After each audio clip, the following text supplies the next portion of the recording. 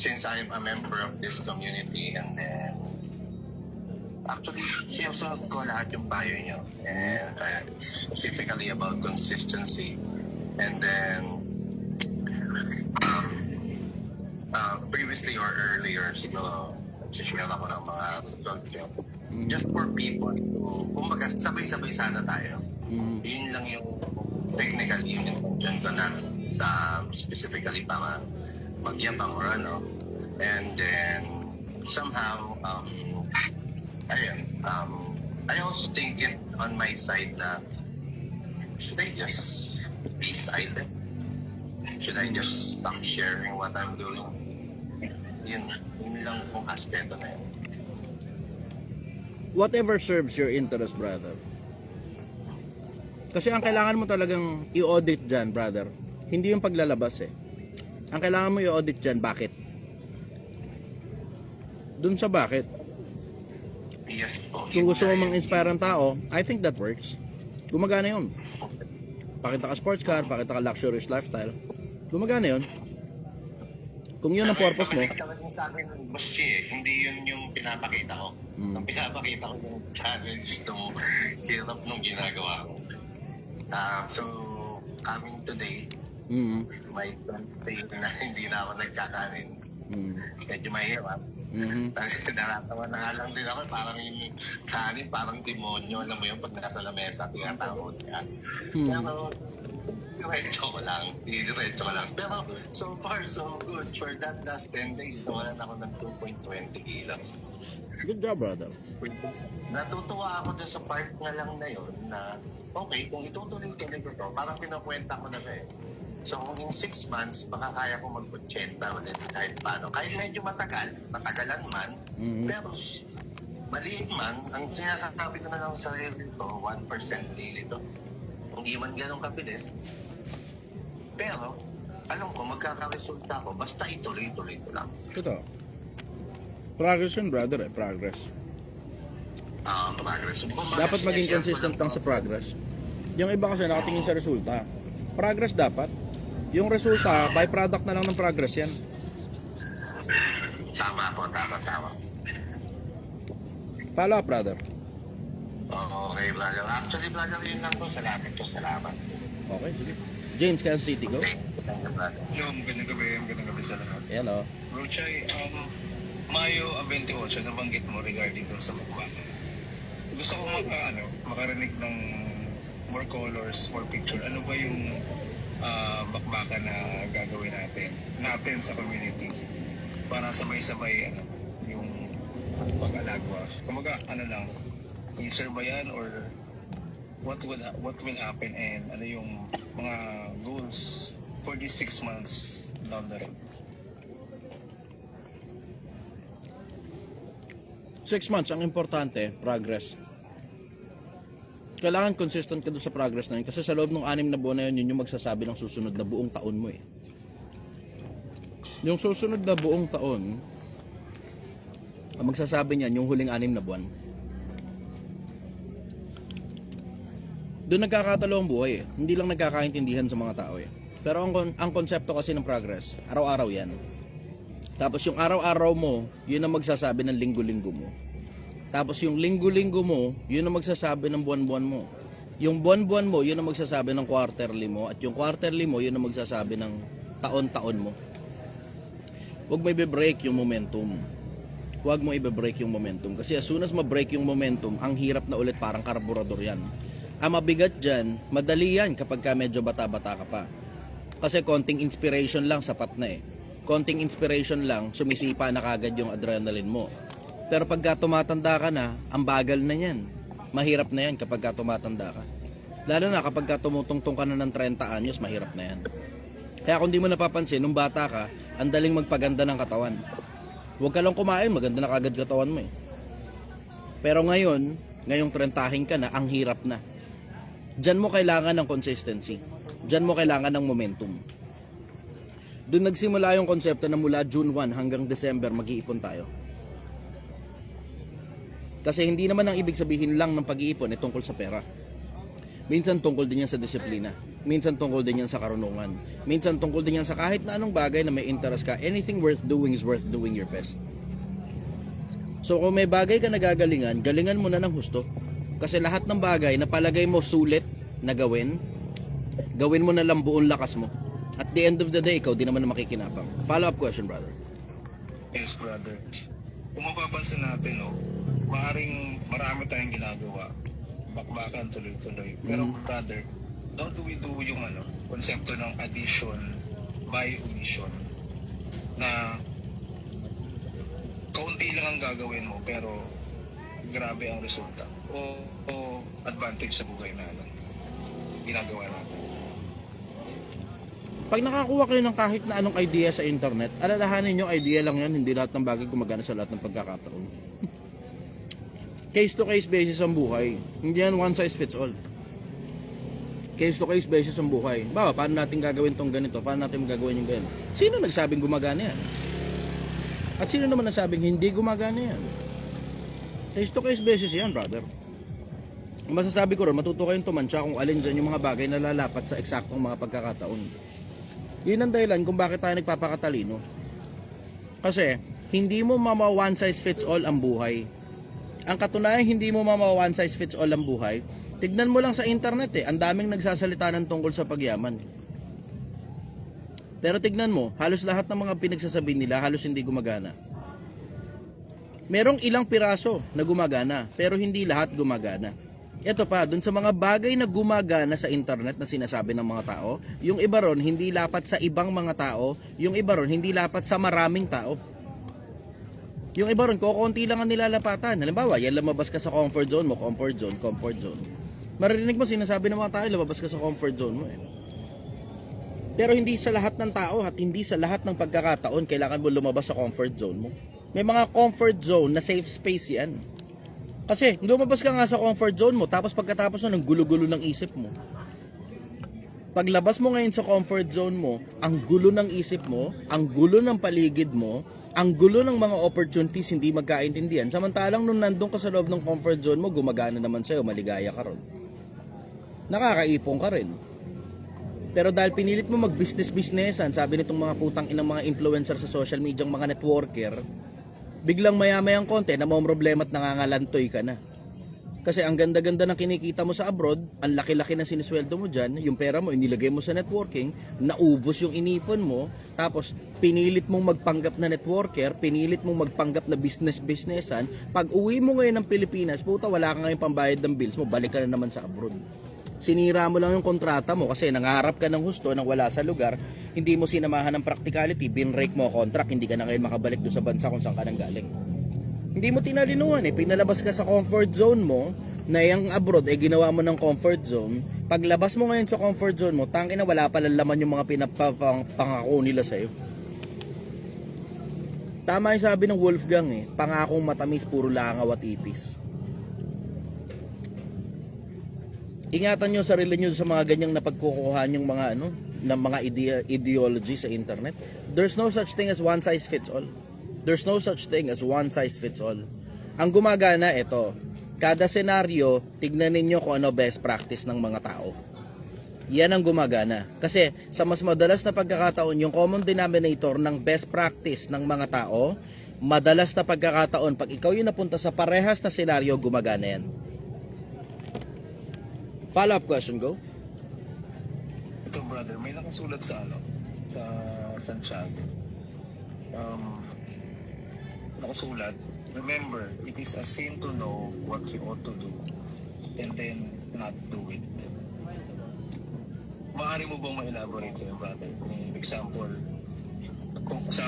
kung anong buhay natin ngayon, bakit nagkakaganito sa lugar natin, or paano nga natin naayusin yung buhay or ng kapwa natin?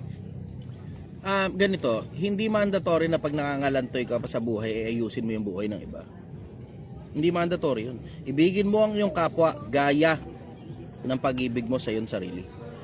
Ang pagtutularan mo ng pag-ibig mo sa kapwa-tao mo, yung pag-ibig mo sa sarili mo. Hindi mandatory sagipin mo yung kapwa-tao mong nalulunod kung ikaw hindi ka marunong lumangoy. That's fucking suicide. Yung iba hindi nag-iisip. Akala nila lahat ng bagay na mabuti, without any practicality, kailangan sunggaban mo kagad. Hindi ganun. Kailangan samahan mo ng practicality ang buhay. Kailangan matuto kang magtansya. Kaya nga tayo binigyan ng mahabang buhay. Tingnan mo, hindi ang ibig sabihin ng buhay, pagkagawa mo ng mabuti, diretso ka langit. Hindi rin naman ang ibig sabihin ng buhay, pagkagawa mo ng katarantaduhan, diretso impyerno ka. Hindi ganun. Hindi ganun ang buhay. Ang buhay, hahayaan ka lang talaga. It will just let its natural course go. And then eventually, paglipas ng panahon, one of those days you will die. Tapos tsaka ngayon magkakasumahan pagdating sa kabilang buhay. Tsaka susumahin. 20:12 ng Apokalipsis. Nakita ko mga patay, malalaki at maliliit, nakakatayo sa harapan ng luklukan, at nakabuksan ng mga aklat, at nabuksan ng iba pang aklat na siyang aklat ng buhay. At ang mga patay ay natulan ayon sa mga bagay na nasusulat sa mga aklat, ayon sa mga bagay na kanilang ginawa. Ang isa sa mga paghatol na gagamitin ayon sa mga bagay na ginawa. 12:14 ng Ecclesiastes, sapagkat dadalhin ng Panginoon bawat lihim na gawa sa kahatulan, maging ito'y mabuti o maging ito'y masama. Lahat ng bagay pagdating sa dulo susumahin ng Diyos. So hindi lahat ng bagay na alam mong mabuti, hindi ka na nag-iisip, wala kang ka-practical sa katawan, susunggaban mo kagad. Halimbawa, yung pamimigay ninyo sa mga kapatid ninyo ng pera, kahit na may anak na sila, kahit may asawa na sila, kahit na may kapasidad silang magtrabaho, pero tinatamad lang silang magtrabaho. Akala ng iba, basta pagpapakain sa mga tao, okay lang yan. Hindi. Sa Biblia, wala kang karapatang kumain kapag katamad ka. Sino bang ayaw gumawa, wag din namang kumain. Kung ayaw mong trumabaho, wala kang karapatan sa pagkain. Akala ng mga tao, lahat ng tao, dapat pakainin mo ng pakainin. Alam mo, diretsahan lang ha, ang mga tao, kapag pinakain mo ng pinakain, papasok sa cycle of dependency yan. Pagpasok ngayon nila sa cycle of dependency, dyan na ngayon, lahat ng problemang gagawin nila, isasaksak nila sa'yo. Paparesolban nila sa'yo. Hindi pa ba kayo nakakita ng mga tao na minsan panahon nanghihiram sa'yo, tapos paulit-ulit na nanghihiram di nagsusuli, tapos nagkaroon ng problema, tapos niresolba mo yung problema nila. Puta, mayat maya na lang may problema sila sa'yo pinaparesolba. Siguro naman lahat tayo nakakita na ng ganun in the past, diba?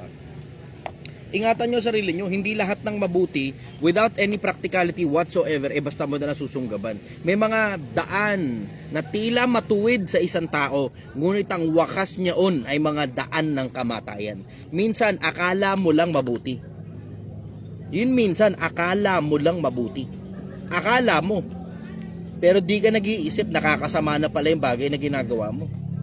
Nakakasama para sa'yo dahil balik sila ng balik sa'yo. Nakakasama para sa kanila dahil di na nila nire-resolve sa sarili nilang problema. Sa paggawa ng mabuti, lahat ng malalaman mong mabuti, gawin mo agad. Pero dapat samahan mo naman ng practicality. Dapat samahan mo ng practicality.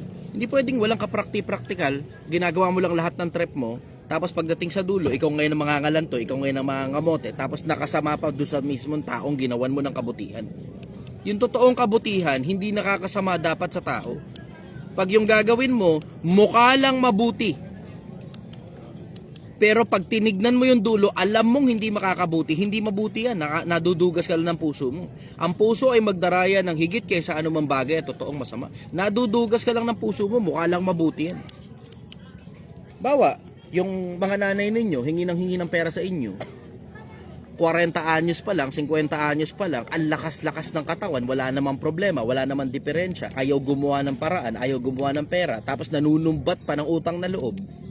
Pag yan, binigyan mo, aabuso yan, hihingi sa yan, tapos wala nang kamatayan kahihingi ng kahihingi. Aabuso yan. Ang mga tao hindi mo pwedeng tanggalan ng responsibilidad. Isa sa mga pinakamalalaking bagay na natutunan ko tungkol sa mga tao, ang mga tao hindi mo pwedeng tanggalan ng responsibilidad. Dahil as soon as tinanggal mo responsibilidad niyan, gagawa ng bagong responsibilidad yan, sasaksak ulit sa'yo. Matuto kayo. Hindi lahat ng taong namomroblema, sasagipin mo sa mga problema nila. Minsan, kailangan hayaan mo ang tao na matutong rumesolba ng sariling problema. That's how independency starts. Follow-up question, brother. Powerful yun, brother. Maraming salamat. Thank you. Mhm. Ray Cavite, go. Thank you.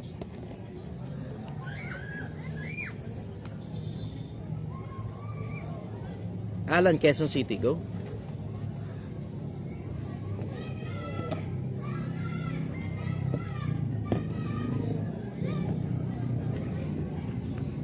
Good evening po, sir. Brother, hello.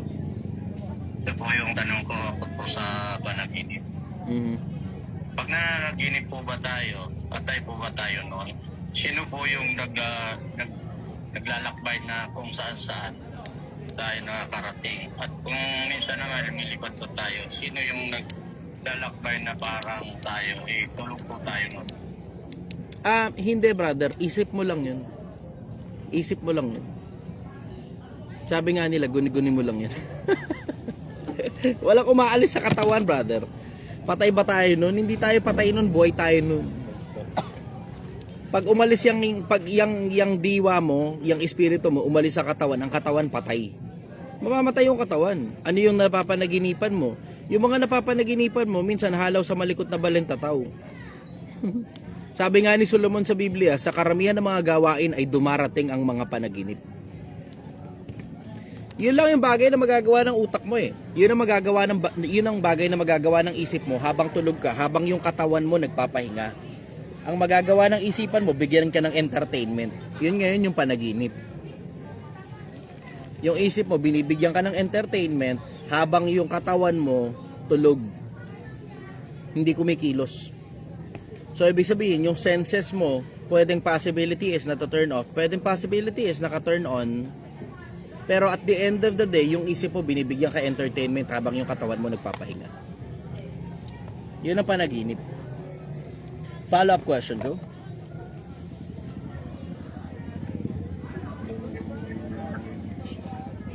Nakamute ka, brother. Nakamute. Ay, may follow-up daw dito. Dali, may follow-up daw dito. Go. Sa panaginip, di ba yung nagagawa ng buong mag-aaral kung ano yung iniisip mo na a-adapt ba yun sa Kaya tingnan mo, bawa, bago trabaho mo, papansin mo yan eh, panadero ka, bago trabaho mo. Puta, pati sa panaginip, nagmamasa ka ng tinapay eh. Nanggaling ako sa BPO eh. Eh yung akin dating kasintahan na nakakatabi ko sa pagtulog noon. Puta, kinikwento niya sa akin, nakikipag-away daw ako sa kausap ko sa panaginip ko, English eh. Oo, Sir, paano nag-aaway kami English. yung ano sir, pag nandito ko na sa sistema tapos parang sinabi mo, parang nangyari na to sir ah. Hindi, deja vu naman yun. Kumbaga hindi namin sa panaginip. Hindi panaginip yun, brother, gising ka nun eh. Ang panaginip, tulog ka. Ang mahirap yun, nananaginip ka ng gising. Pagka nananaginip ka ng gising, puta, either lutang ka, nasa ano ka niyan eh. Nasa, anong tawag dito? Pakisuyo na lang. Nasa ano ka? Anong tawag dito? Wala tuloy ako. Anong tawag doon? Autopilot ba? Autopilot. Oo. Kung tawagin nila yun, yun yung ano, subconscious. Kumbaga sa ano sir, kapag lasing, hindi mo na alam kung ano yung Subconscious. Halimbawa, sa pagmamaneo, minsan naaalala mo sumakay ka sa motor. Tapos naaalala mo rin bumaba ka sa motor. Pero all throughout ng biyahe, minsan wala ka na maalala, bits and pieces na lang eh.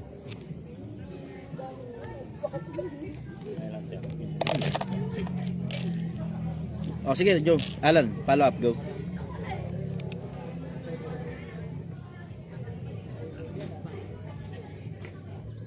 Ito po yung follow-up po. Pag namatay po ba ang katawan natin, yung buhay na kumakalas sa katawan natin, isa lang po ba yun? Tayo pa rin po ba yung buhay na yun? Hindi ko alam. Hindi ko alam. Kasi, energy cannot be created nor destroyed. It just transmutates from one form to another. So, if you consider energy, yung buhay form of energy, kumakala sa katawan, hindi ko na alam kung ano nangyayari doon pagkatapos eh. Yan exactly yung dahilan kung bakit gusto ko makita yun for myself. Gusto ko makita yan personal. Kasi wala eh. There's just not enough studies to go about it. Kung saan pumupunta yung energy na yun na tinatawag na buhay pagka patay na yung katawan. Walang sapat na studies para dun eh. Kasi alam mo, ang problema kasi sa buhay na yan, yung energy na yan, ang problema dyan, diretso, hindi natin makita yan eh. Hindi ba katulad ng gamma rays, kahit pa paano meron tayong machines para makita yung gamma rays, yung X-rays, di ba? Meron tayong machines para dun eh. Pero dyan sa eksakto yung buhay, wala tayo niyan eh. Wala tayo niyan. Wala tayong paraan para makita kung paano lumalabas yan kasi hindi naman natin alam exactly kung ano talaga yan eh. Kung anong klaseng energy yan. Hindi natin alam exactly kung anong klaseng energy yan. Follow up, go. Dapat pa po bang kausapin yung ex na matagal na kayo nagkaiwalay pero gumagawa pa ng para magkaroon kayo muli ng pagkakataong magkausap? Hindi yan sa dapat o hindi. Hindi yan sa dapat o hindi. Doon yan sa anong dahilan bakit. Doon yan. Anong dahilan bakit. Nakamute ka, brother. Para sa mga anak. Kung nagme-make sense pa para sa'yo.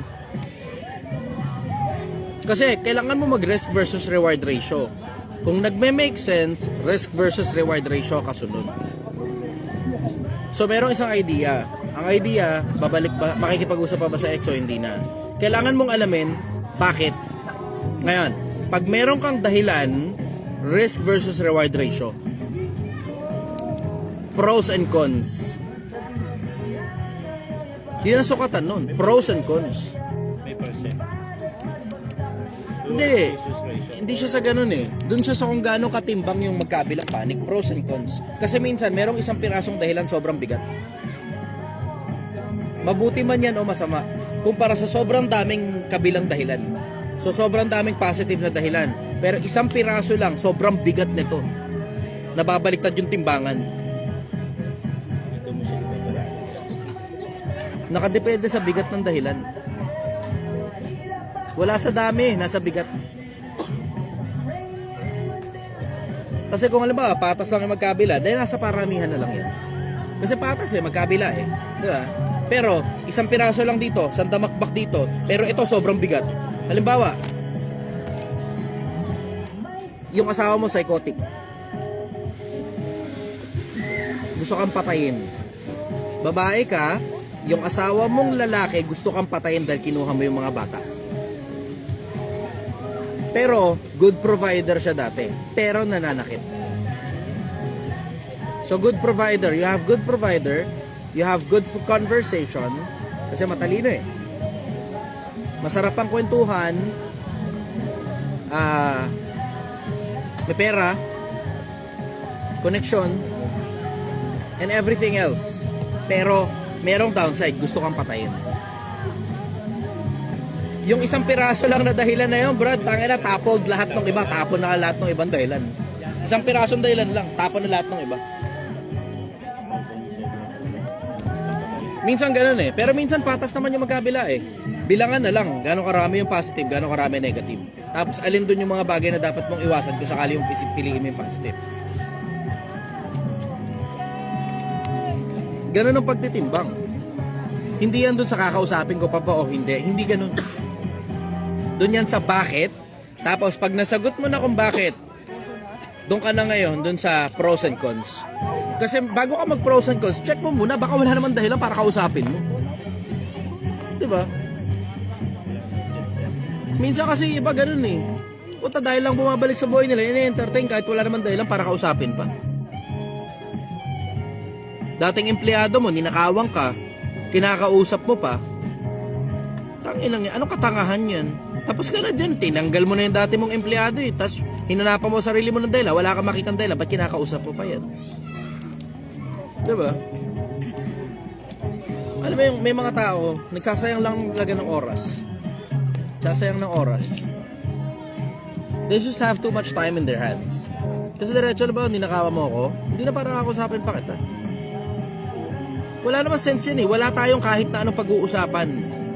Dahil lahat ng mga bagay na pinag-usapan natin in the past, null and void na dahil sa isang pirasong bagay na ginawa mo, na alam natin parehas, ulitin mo lang yan kapag ka pinabayaan kitang makapasok ulit sa loob ng bakurang mo. hindi ka na rin naman makakabalik sa buhay ko kahit kailan hanggang mamatay tayo parehas eh. So why would I bother talking to you? Diba? Ganon yung konsepto. Baka may follow up ka pa rin, brother. Alan. Ayoko na, brother. Ayoko na siya papasokin sa buhay ko. Kasi dami niyang failure na walang naipanalo nung magkasama pa kami. Yun talaga ang disadvantage pag nag-anak ka sa isang tao na hindi mo muna sinuri. Disadvantage talaga yan. Ang magiging ending talaga niyan, taka na magiging bitter ka talaga towards that person kasi wala talagang kahit na anong success sa tao eh. Walang kahit na anong success eh. Eh yan pa naman isa sa mga importante sa pagiging tao, resulta. Importante resulta sa pagiging tao eh. Maliban na lang, exception to the rule ka dyan kapag ka mongoloid ka, gano'n, o, diba, baliw ka, may diferensya utak mo, yan, exception to the rule ka dyan. Pagka wala ka sa katinuan, kapag ka hindi na-develop yung isip mo, yan, exception to the rule yan.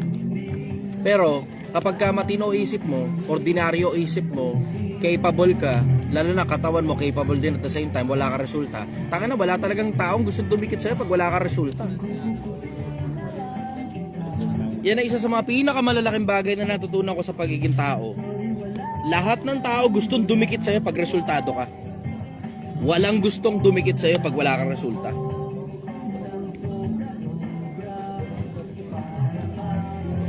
Follow up, brother. Baka meron ka pa. Ayun lang po, brother. Maraming salamat po. Okay. Dayan Baguio, go.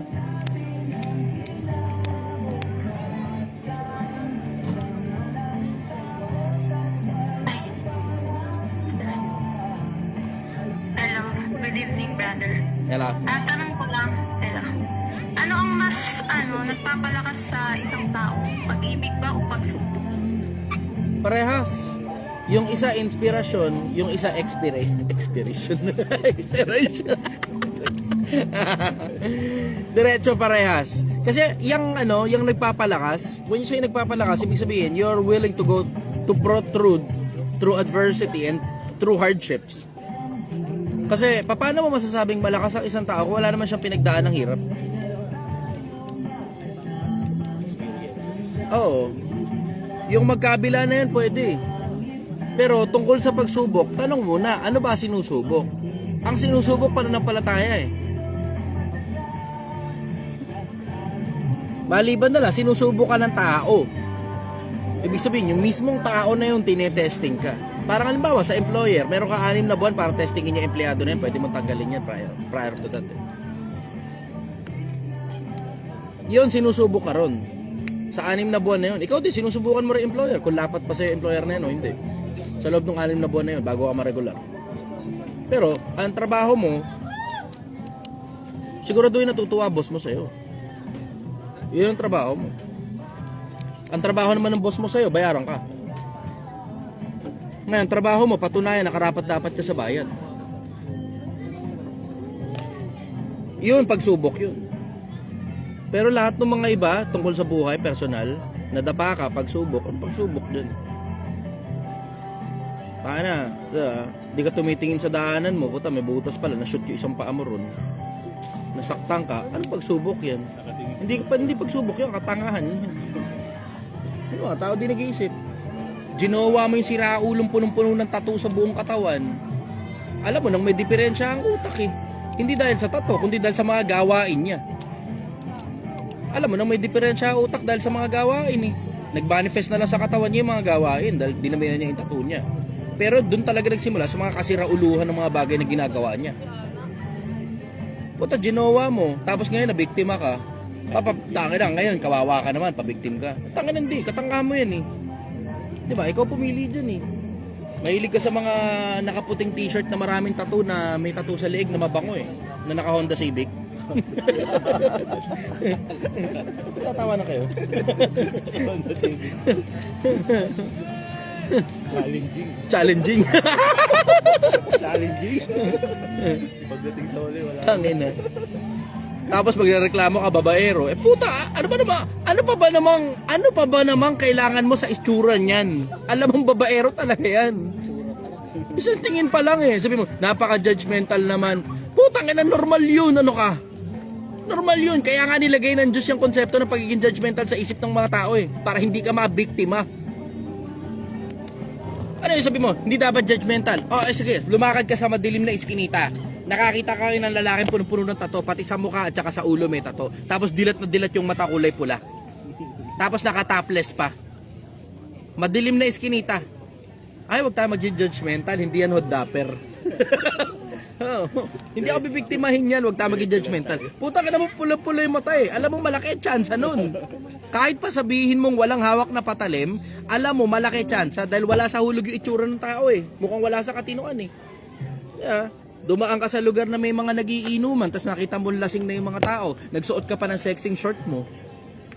Tapos nakaalawit pa yun dito mo, kita-kita yung pusod mo. Tapos ina-expect mo, respetuhin ka? Tangina naman talaga. Pipituhan ka pa. Tangina talaga mga tao. Alam mo ito nagtataka ako sa mga tao, ba't nyo pinatataas yung chance yung mabiktima kayo ng mga ulol? Hindi ko maintindihan yan. Pinatataas ng mga tao yung chance nilang mabiktima sila ng mga ulol. Siguro sir, yung mga babae sir, isipin nila na Hindi, kahit mga lalaki ganyan din eh. There was a time in the past na mga babae mahilig mag-blondie-blondie buhok. Si mga lalaki naman gusto blondie-blondie buhok. Kaya nga nag-blondie-blondie yan eh. Super sayang yun eh. Super sayang. Kaya nag-blondie-blondie yan kasi super sayang nga yan. Humahanap ng atensyon. Bakit ka naman magla-loud na kulay ng buhok kung hindi ka naghahanap ng atensyon? Alam mong sa'yo mapupunta ang atensyon ng tao. Alam mo yun. Di ba? Yan ang ginawa mo, mahilig sa atensyon. Alam mo na, bukas makalawa, hindi lang ikaw ang nag-iisang lalaki sa buhay niyan. Yan ang ginawa mo eh. Hindi na importante kung lalaki o babae. Pero hindi ko maintindihan sa mga tao, bakit nyo pinapataas yung chance nyo, mabiktima kayo ng mga ulol na tao. Babae ka, nagsusuot ka ng mga maiikling short, lalakad ka ngayon sa lugar na maraming bastos.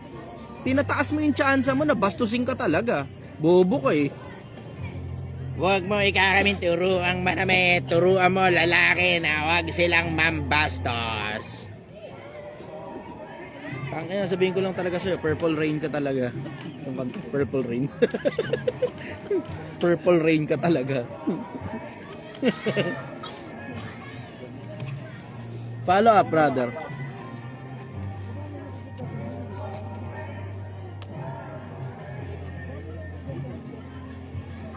Okay na po dun, Ay, sister pala yun, brother. Ben. May tanong pa ako. Paano haharapin ang inggit o pakiramdam na mas mabilis yung pag-unlad ng iba kumpara sa iyo? Ibig sabihin nun, hindi ka masyadong busy pag may oras ka pa mainggit sa resulta ng iba, brad. Sister. Hindi ka masyadong busy. Ito naman, parang katulad sa akin, sobrang busy ko, wala akong oras mainggit sa iba eh. Maraming vlogger na mas mayaman kaysa sa akin, yung iba nga naka-sports car pa eh. Sino ba ako? Wala, tindero lang ng sinigang. Ano lang, hindi nga sports bike eh, work bike. Motor na sidecar.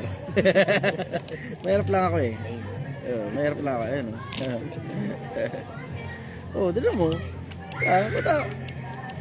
Pagka sobrang busy mo, wala ka ng oras dyan eh. Yung alam mo yung ang kinabibisiin mo, yung sarili mong buhay at saka pagtulong mo sa iba. Sariling buhay at saka pagtulong sa iba. Sariling buhay, pagtulong sa iba. Sariling buhay, paalagwahin, tutulungan ng iba. Sariling buhay, paalagwahin, tutulungan ng iba. Sariling buhay, paalagwahin, tutulungan ng iba. Saan papasok doon ang inggit? Ang busy mo eh. Diba? Diretso, ang daming vlogger na mas sikat kaysa sa akin. Sergey Bin lang eh. Puta, nung na-hospital si Sergey Bin, yung mismong video na humarap yung mga kasama niya sa harap ng camera para lang sabihin na na-hospital si Sergey Bin, 73 million views yun. Hindi pa ako nagkakaroon ng ganun kahit kailan mula nung nagsimula ako sa social media. Pero naiinggit ba ako? Napaka-busy ko, wala akong oras mainggit. Dumadaan lang sa newsfeed ko yan. Yung information, pinaprocess lang ng utak ko na okay, so meron 73 million. Okay, wala, dead man. Dito tayo. Ito yung kailangan eh. Wala akong oras sa ganyan.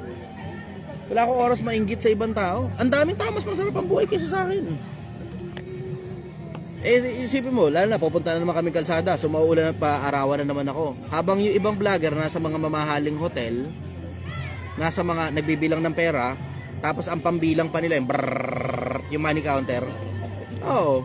Sakay sa sports car, yate, helicopter, Ako nagtitinda sa tabi ng kalsada. Nasusunugan ng balat, nauulanan. Ano naman? Alam ko yung ginagawa ko nakakatulong sa napakaraming tao eh. Wala akong oras mainggit sa mga naka-luxury car, naka-sports car. Puta, at the end of the day, yung sarap na yan, diretso, yung nararanasan nilang sarap, baka pinaghirapan nila o hindi. Pero ang punto dyan, bunga yan ng effort nila. Di mag-effort ka rin na katulad ng sa kanila. Diba? Gusto mo, gawin mo pang fuel yan. Gawin mo pang gasolina para kung gusto mo ng ganong klaseng buhay, marating mo yun. Tapos tsaka mo maintindihan, minsan hindi mo pala gusto. Masarap yan, atsara lang. Puta, yung atsara ginawa nila main course eh. Ginawa mo ng ulam yung atsara eh. Masarap yung atsara lang, minsan-minsan lang yan. Yate-yate, helicopter. Masarap yan, minsan-minsan lang. Pero ginawa mo ng main course yung atsara mo eh. Yung mga tao talaga, yung atsara siyang main course nila. Pero masarap naman kasi yun sa iba eh. Sino naman ako? Who am I to judge? Kung trip mo talagang gawing ulam yung atsara eh, diba? Sa akin kasi yung atsara, pampatanggal umay lang yan eh. Yung, alam mo yun, umay ka sa kalsada, diba? O di magaya kayo ng mga tropa, mag-inom kayo. Umay ka sa kalsada eh.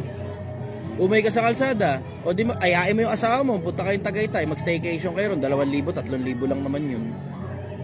O, nasa kondo ka, nasa Tagaytay. 3,000 piso lang.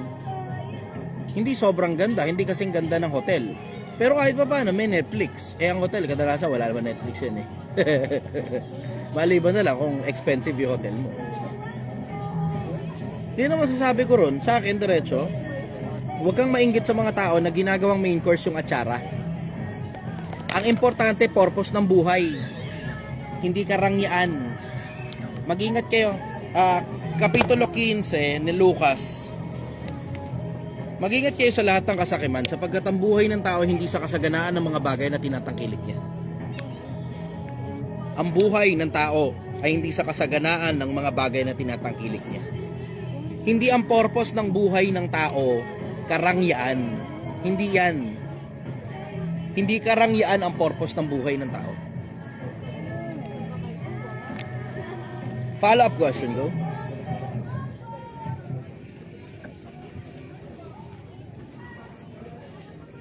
Last question na lang po. Paano pinatitibay ang loob pag ang mga tao sa paligid ay nagdududa sa kakayahan mo? Hindi. Dapat yung tibay ng loob mo nanggagaling sa loob mo rin mismo. Nagdududa sila sa kakayahan mo, hindi mo na problema yun. At the end of the day, ikaw naman na mag-e-execute, hindi naman sila eh. At saka yung resulta mo, iyo, hindi naman kanila. Kaya nga yun ang dahilan kung bakit dapat unahin mo kasi muna ang sarili mo. Yun ang dapat mangyari. Ang dapat mangyari, unahin mo muna ang sarili mo. Bakit? Kasi pag inuuna mo kung sino-sino, wala kang nagiging resultang nananatili sa'yo. Yung resulta mong nananatili sa'yo, yan yung panggagalingan mo ng lakas ng loob ng tibay ng dibdib eh. Kaya, nag-iipon ka ng pera. Alam mo gumagana yung ginagawa mo dahil nakakaipon ka. Ito problema, alam mong hindi gumagana kasi nag-abroad ka. Ang putang ina, lahat ng pera mo papunta sa kung kani-kanino, walang naiipon sa'yo, wala ka natatabi. O ngayon, kakabaka-baka, andap-andap ka ngayon. Bakit? Wala kasing resultang nananatili sa'yo eh. Lahat ng resulta, tinatapon mo kung kani-kanino. Pero tignan mo, pagka nakakaipon ka, lalo kang ginaganahan na mag-ipon pa. Parehas ng pag-workout yan. Pag nakikita mo lumalaki na yung muscle mo, lalo kang ginaganahan na mag-workout. Ganun yung konsepto. Ang dapat nangyayari, ikaw sa sarili mo, yung gumagawa ng sobrang daming resulta na hindi na importante kung ano pa sasabihin ng iba. Follow-up question, go. Okay na brother, salamat ng marami. Okay. Dan, Bulacan, go. Kaya Chay, good evening! Hello, brother! Nasaan ka ba? Puta, ba't parang ang dilim-dilim naman dyan? Kumakantot ka ba? No, bakit naman? Bakit namin? Papunta kayo rito, ha? Oo, kain ka kain kami. Alright. Taka na, Bulacan, pupunta rito. Ay, taka na, taga Bulacan ka. Isa lang. Ang dami nyo na dito ah. Okay, sige. Sige, go. Question. Para sa mga negosyante na bago. Aha. Bakit na pinakamalaking pagkakamali na mangyayari po sa kanila? Sa mga baguhang negosyante? Pinakamalaki yung sobrang layo ng pangarap mo. Pero walang laman. Minsan na-intoxicate sila sa sarili nilang pangarap eh. Minsan na-intoxicate sila sa sarili nilang delusion. Hindi mo rin mag-audit ng sarili. Tignan mo, yung mga nasa networking, sobrang layo ng pangarap. Pero wala sa reality yun. Magkaka-sports car ako, first car ko, sports car. Tangin na, pamasahe nga lang, nangungutang ka pa, first car mo, sports car. 1 taong ka na dyan, hanggang ngayon nangangalantoy ka pa rin. 2 taong ka na dyan, hanggang ngayon nangangalantoy ka pa rin. Yeah. Tapos feeling mo, nagbi-business ka sa ginagawa mo. Business-businessan. Yeah. Isa sa mga pinakamalalaking kinakabagsak ng mga nagsisimulang negosyo yan, yung sobrang layo ng pangarap, hindi na tumitingin sa practicality. Puta, kung gumaso sila, kala mo, napakayaman eh. Gross, hindi net. Gross ginagastos. Pagkatapos magtrabaho, negosyante, bago eh, diba? Puta, punta ng club ng kinagabihan. Gago. Doon mo inubos ngayon yung kinita mo. Mga empleyado mo, nilalamyerda mo. Oh, ginawa mong tropa yung mga empleyado mo, tanga ka. Tangina mo. Oh, tinan mo, bukas niya, di ka na nare-respeto ng mga empleyado mo. Ginawa mong tropa, nakikipag-inuman ka pa sa kanila eh. Too much familiarity breeds contempt. Ito problema, ang layo ng pangarap mo, pero yung mga maliliit na bagay, it's the small things that counts. It's the small things that counts. Yung maliliit na mga bagay na yun, yun yung mga nagmamatter. Yung kung gaano kakaluho, kung gaano kakatipid, kung gaano kaka-practical, kung gaano kaka-impractical, yung mga maliliit na bagay, yan yung mga nagmamatter. Eh, ang problema, nakatingin ka sa sobrang laki, hindi mo na tinignan yun nandito. Nakatingin ka doon sa glittering generality. Hindi mo nakita, may butas pala sa side na shoot ka doon. May manhole. Taka na tawan-tawa ako ron. Ang sweet pa eh. Sa Facebook, dumadasan yung speed ko. Puta, ang kulit nun eh. Ito yung baha. Tapos ginawa niya, binuhat yung jowa niya. Tawan-tawa ako ron. Ang sweet pa eh. Maya-maya konti, may butas sa sahig. Na-shoot siya eh. Tapos yung tunog, kalub. Super Mario. Ending, dalawa sila basa. Yung isa na shoot, yung isa nag-swimming. Wala rin. Gusto mo pa maging sweet alet? Chika, sweet-sweetang ka pa. Cute-cute and sweet-sweetang ka pa. Follow up, brother. Kuya, follow up po. Ano po yung pinaka dakilang utos ayon kay Jesus? Pinakadakilang utos, ibigin mo ang Panginoon mo, Diyos, buong puso mo, buong lakas mo, buong pag-iisip mo. Yung pinakadakila. Hindi ko nga maintindihan bakit sa mga tao hindi nila maramdaman yung ganyang konsepto, yung pag-ibig sa Diyos. Dapat nararamdaman mo yun eh.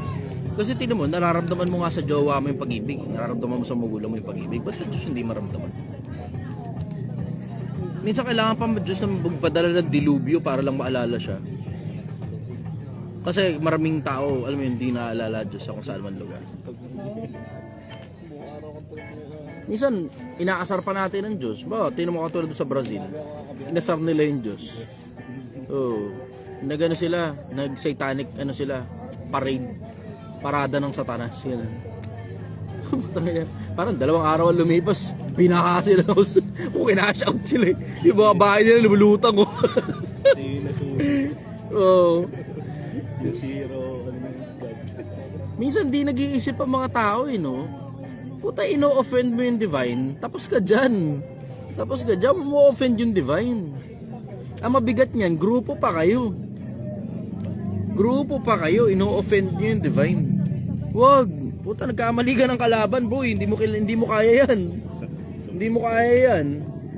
Nagkakamali ka ng kinakalaban. Alam mo, diretso, hindi ko nakikita ang Diyos na pikunin eh. Hindi ko siya nakikita pikunin. Pero diretso, minsan alam mo nakikita mo sa mga tao, palit lang kayo ng kalagayan ng Diyos, ikaw tumingin sa mga hayop na to, ang sarap pitikin eh. Ang sarap pitikin. Oo. May mga kaululan ng mga tao, ang sarap pitikin talaga eh. Napakasarap talagang pitikin. Andun ako sa rally eh.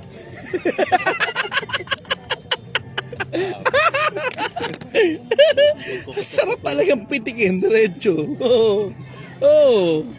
Ang inang yan.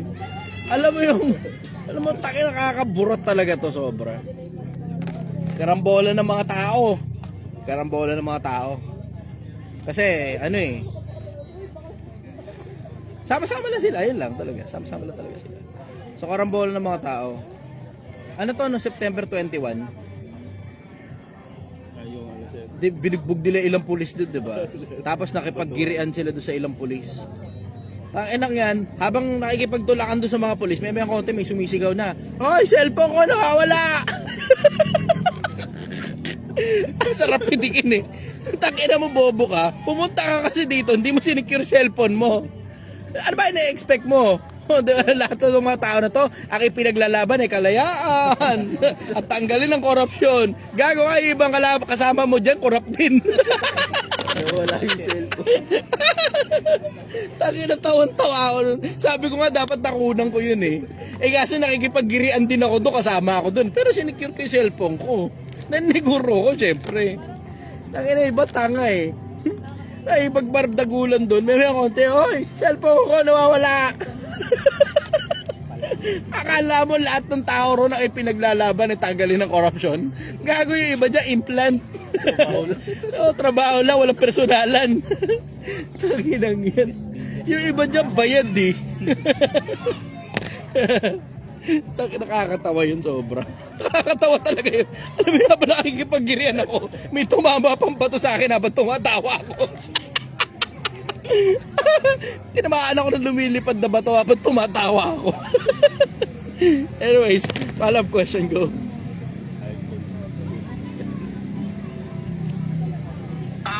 Follow po.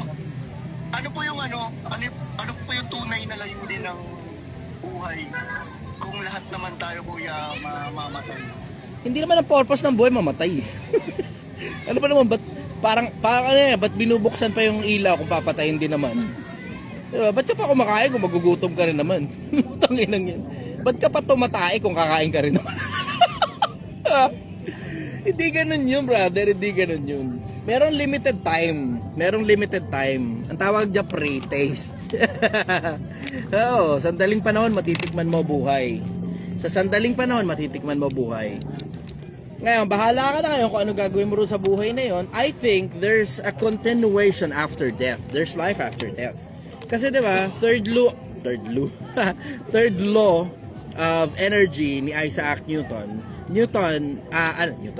energy cannot be created nor destroyed. It just transmits from one form to another.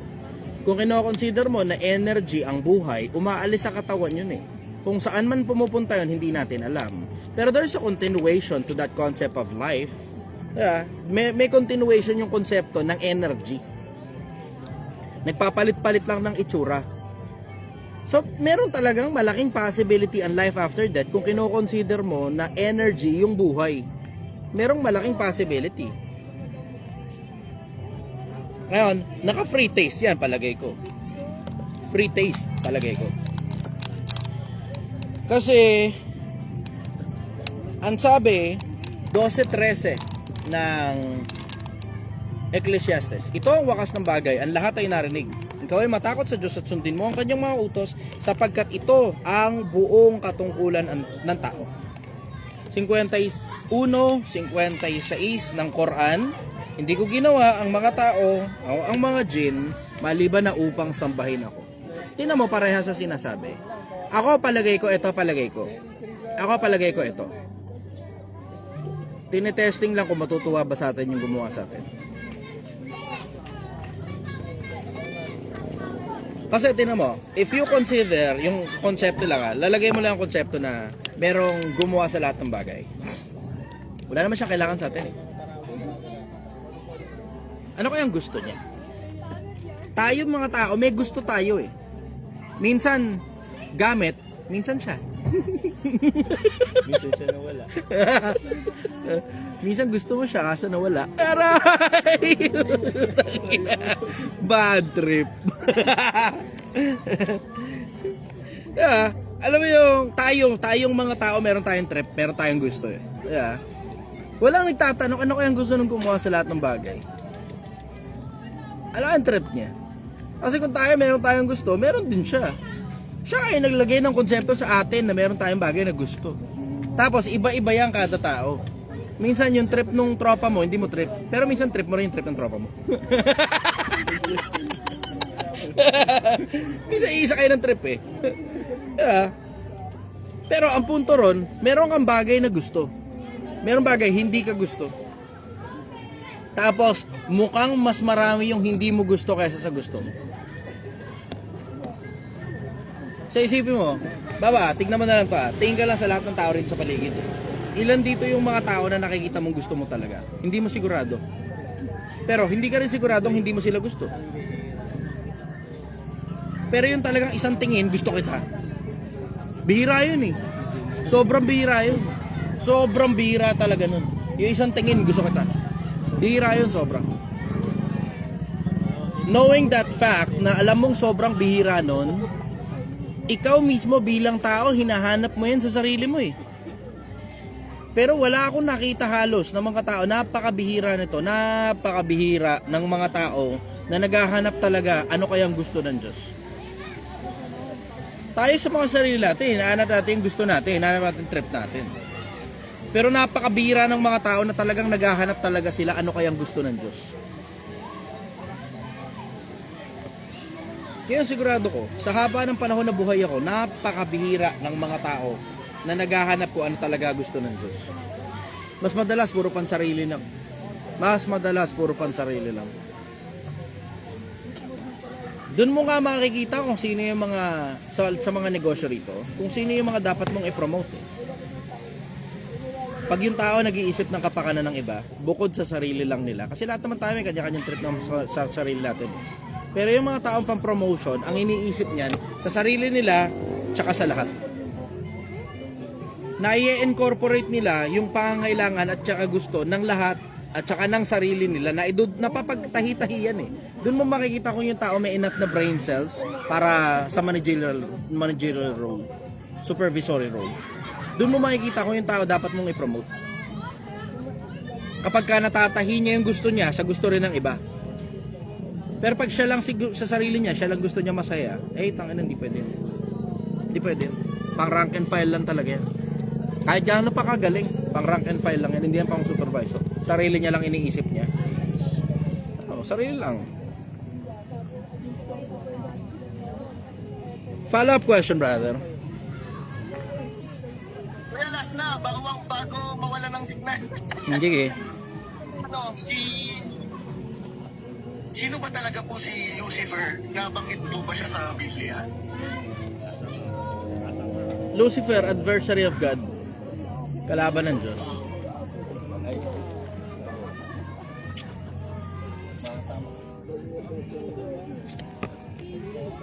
Speaking, tignan ko nga sandali. Sobrang daming talatang binabanggit yan si Satanas eh. Diablo.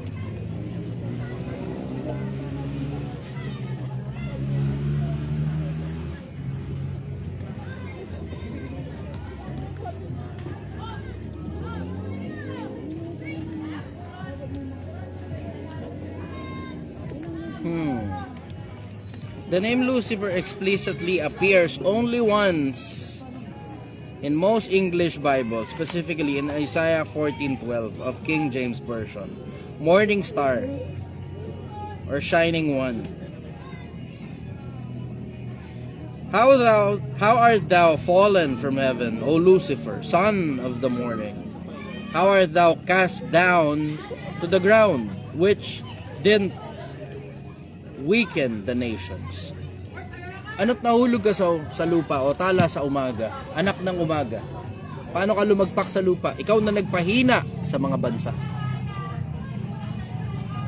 So nakasulat siya, 14:12 ni Isaias. Follow up, go. Yeah, thank you. Sige, kita-kits brother. Bye-bye. Tawid ko muna sandali. Paps, mamaya ka na. Doon sa OFW. Kasi medyo bitin na tayo sa oras eh. Jet Santos, Ilocos. Go.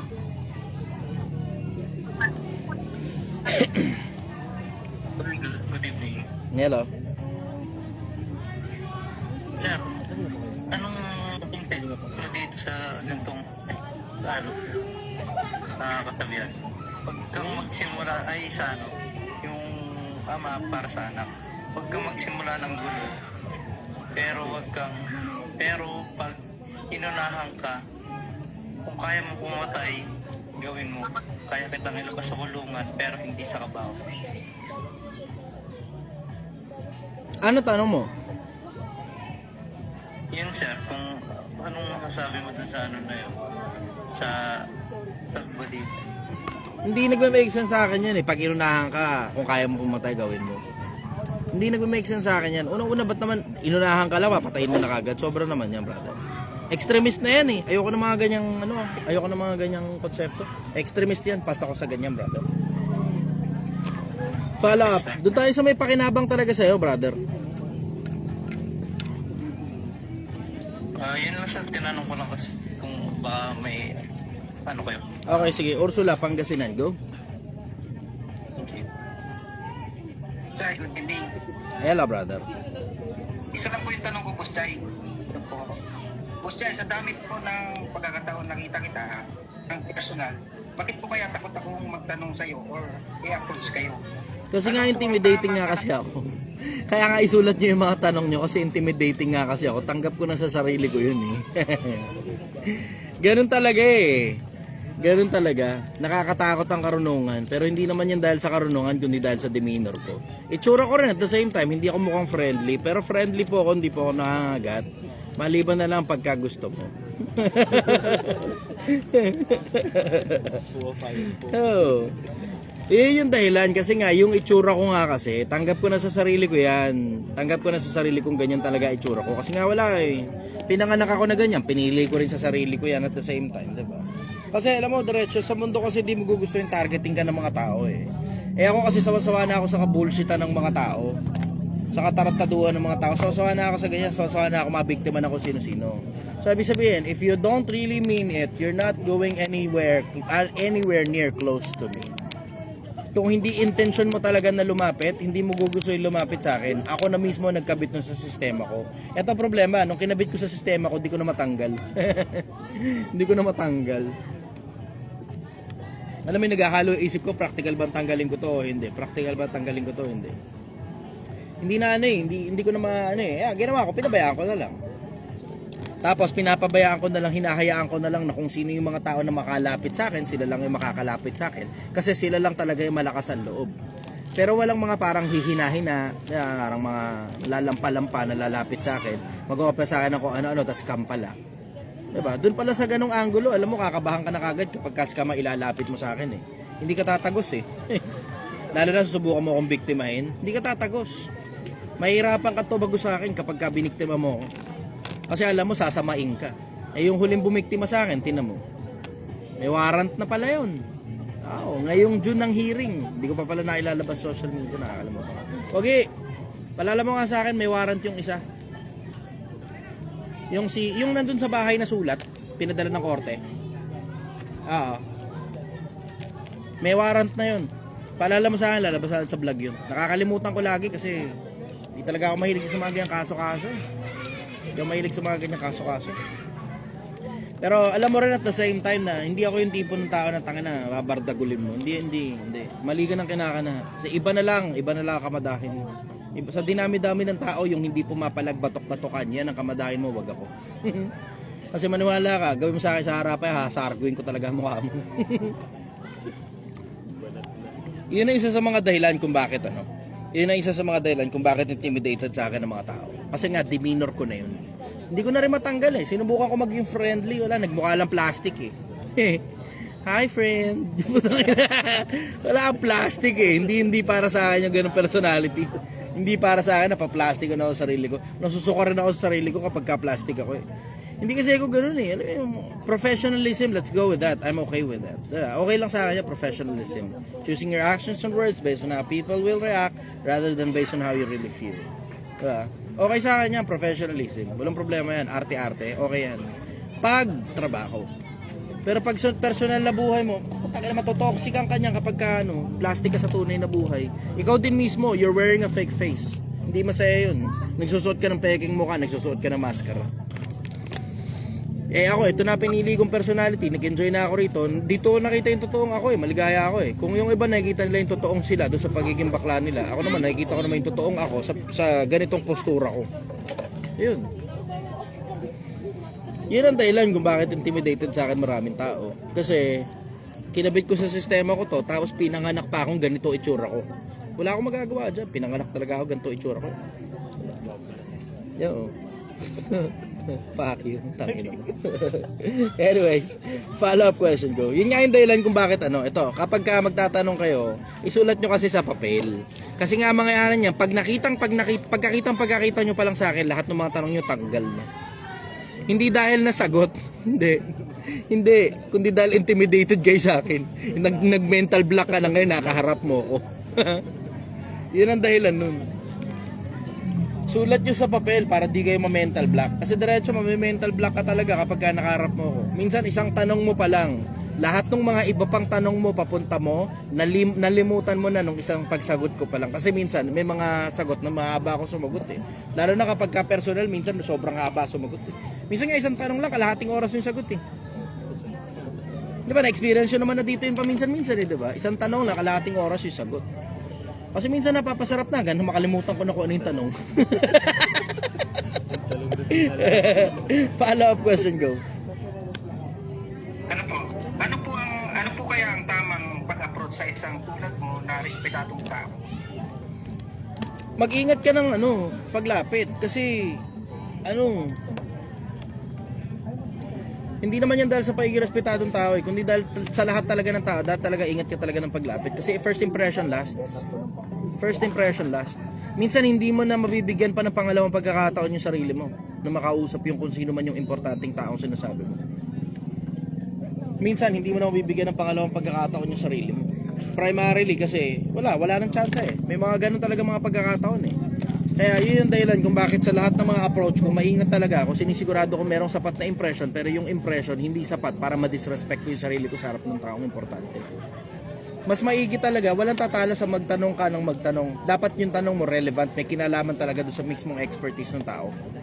Even better, mga personal na bagay na mga paniniwala nila sa buhay. Gusto ng mga taong dinidiscuss yan. Mga personal na bagay, mga paniniwala sa buhay. Gusto ng mga taong dinidiscuss yan. Walang tatalo dun sa konseptong mapagtanong ka, tanong ka ng tanong. Walang tatalo sa ganong konseptong mapagtanong ka. Kasi kapag ka mapagtanong ka, daig na mapagtanong ang marunong. Yung mga importanteng tao sa mas madalas na pagkakataon, walang gustong malaman yan tungkol sa'yo. Lalo na ikaw ang lumapit, sa mas madalas na pagkakataon, walang gustong malaman yan tungkol sa'yo. Maliban na lang kung yung bagay na itinatawid mo makakatulong sa kanila. Bawa, kikwento mo yung tungkol sa buhay mo, tapos kalalapit mo lang, tapos alam mo importanteng tao yung kakausapin mo, huwag mo ikikwento buhay mo dun. Walang pakinabang yung mismong importanteng tao na malaman niya yung kwento ng buhay mo. Lalo na kung hindi ka naman importanteng tao, dapat matuto kayong tumansya kung importante na ba kayo o hindi. Sabihin mo, hindi, lahat naman ng tao importante para sa Diyos. Okay, sige, oo lang ako sa ganong angulo. Pero kailangan mo ring maintindihan na hindi lahat ng tao importante para sa importanteng tao. May mga tao hindi importante para dun sa mga sa mga importanteng tao. Ngayon, dun sa mga importanteng tao, huwag mo kikwento ang buhay mo dyan. Walang may pakinabang sa kwento ng buhay mo. Kung ano man yung victim story mo, walang may pakinabang sa victim story mo. Wala. Yung iba, parang gusto nila magpaawa, gano'n, kawawa naman ako. Naloko ako ng ganito naloko ako ng ganyan eh. Walang may pakialam. No one fucking cares. Walang may pakialam. Ang bottom line dyan, simple. Kung wala kang maitutulong dun sa importanteng tao, magtanong ka na lang ng magtanong. Magtanong ka ng magtanong, magtanong ka ng magtanong. Dahil sa mas madalas na pagkakataon kaysa sa hindi, mas gusto nung tao na yun, na importante, na tinatanong siya kasi gustong-gusto niya nagtuturo sa iba. Dahil sa mas madalas na pagkakataon, karamihan sa mga importanteng tao, alam mo yung sobrang successful na nila, gusto na nila makapagturo, makapagpasa ng information sa iba para yung iba naman umalagwa buhay. Lahat halos ng mga importanteng taong nakilala ko gusto nilang tumutulong. Lahat ng importanteng tao gusto nilang tumutulong. Ito lang nagkakatalo. Kung anong tulong yung gusto ng importante na itulong dun sa kung sino man yung taong gusto nilang tulungan. Sa mas madalas na pagkakataon, hindi ka magkakamali sa konseptong humihingi ka ng karunungan. Kahit ang Diyos, mapapansin mo, ang Diyos ang gustong-gusto niya ibinibigay sa mga tao karunungan. Hindi pera, hindi asawa, hindi kung ano-anong katarantaduhan na hinihingi ng mga tao. Mga tao tanga na humingi ng mga bagay-bagay sa Diyos. Puta katarantaduhan Diyos, hindi ba ako karapat dapat mahalin? Paramdam mo naman sa akin, mahal mo ko. Bigyan mo ako ng kung sino man na magmamahal sa akin. Tanga na, hindi ka nga nakakaalala sa Diyos, nakakaalala ka lang sa Kanya pag broken hearted ka Alisin mo tong sakit ng puso na nararamdaman ko. Sino ba kasi may sabing jowain mo yan in the first place? Ihirap sa mga tao ha? Pinili mo yung kaputang inahan na yan, tapos nung magkanda leche-leche buhay mo, puta, hingi ka ng tulong sa Diyos sa kalokohan na ikaw rin naman ang gumawa. Mga tao self-sabotage. Pansin ko sa mga tao self-sabotage. Sila mismo yung pumipili sa mga sarili nila ng kalokohan, tapos pagka nadali sila, puta, hingi ng tulong sa Diyos. Ako man yung Diyos, tanga. Tanga ka. Diba? Sarap ganunin no? Umpisa pa lang alam mo na, tad-tad ng tattoo yan, lalaki na yan, nakaputing t-shirt yan. Putang ina mo, pakboy yan. Kinang ina mo, isang tingin pakboy yan Nakakap pa na puti, kaya nga itim yung kap ko para di ako mapagkamalang pakboy Palita. Oh. Taba. Kita mo? Nakita mo na iba? Nakita mo na iba perspective? Oh, kita mo? Oh, para di ako mapagkamalang pakboy. Oh, itim. Kita mo? Oh, sino ngayon na magtsatsaga sa akin? Wala. Tanga naman nakaitim Intimidating ngayon. Sino magtsatsaga ngayon sa akin? Wala. Tamo? Diyan pala sa ganyan simpleng ano pa lang simpleng angulo pa lang Tayo may tattoo rito sa leeg. Tapos Pogi, nasan ka? May pabango. Bilis, Pogi, bilis. Naka-live ako, bilis. Ang bagal pa niya. Relax na relax po. Wee! Relax na relax. Bagal talaga. Relax na relax talaga siya. Relax lang siya. Ang ina talaga si Pogi. Kasi gusto ko talaga tong tao na to. Balance. Oh, balance. Halo nakakatuwa at nakakainis.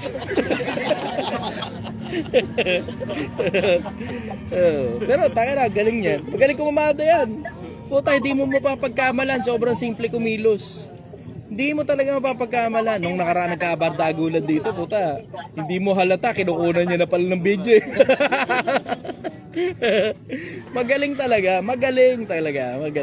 Mapakita ko sa inyo. Pero muli ng sombrero.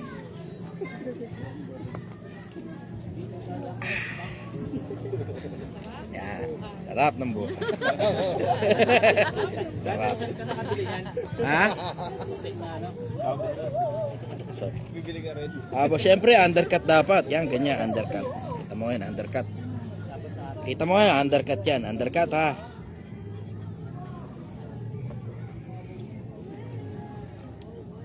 Oh. Yan. Yan. Tapos,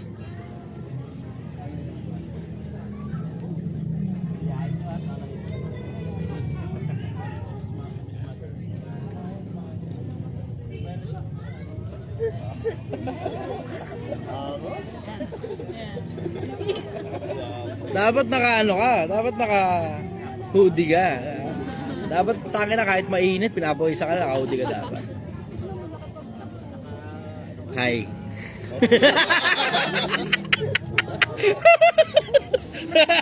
Oh, tama. Tangina mo yan. Pagka ganyan ang lapit sa'yo, puta alam mo, fuckboy yan. Tangina mo yan ang ginawa mo eh. Yeah, presko eh. Sabi nga ang tropa eh. Oh. Puta pagka ganyan, alam mo na. Eh puta, naanakan ka, tapos sasabihin mo, irresponsable ng lalaki. Puta, ina mo, umpisa pa lang, alam mo na, isang tingin, irresponsable yan eh. Isang tingin, alam mo na eh. Sabi mo, hindi naman lahat. Wala naman ako sinabi lahat. Pero yung profile na yun. Tangin ang tanga mo. Tangin, meron pa. Baliktarin mo naman, baliktarin.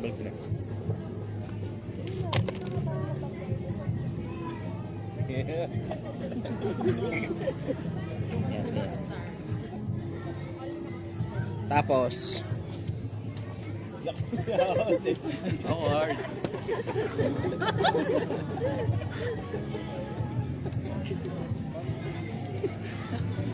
alam mo na, puta kayo mo pagka ganun yung itsura. Alam mo na pagka ganyan yung itsura. Puta yan ang ginawa mo, tapos magrereklamo ka, ang dami-daming kachat na lalaki. 'Di ba? Alam mo na pagka ganun yung itsura. Rereklamo ka, sabi mo di mo rin mag-alaga ng bata. Malamang, puro pagpapaganda, puro pagpapasexy silang alam yun eh. Malamang, cutics, manicure, pedicure, kantutan, puro ganyan lang alam niyan. Isang tingin pa lang sa profile eh, putangin na mo, yung profile, ganyan oh. Diba? Putangin na mo, isang tingin, alam mo na eh. Alam mo na eh, yan yung ginawa mo, bobo ka. Naanakan mo, pantanga mo, tangina mo. Sa dinami-dami ng maaanakan yan pa. Kantot pa more.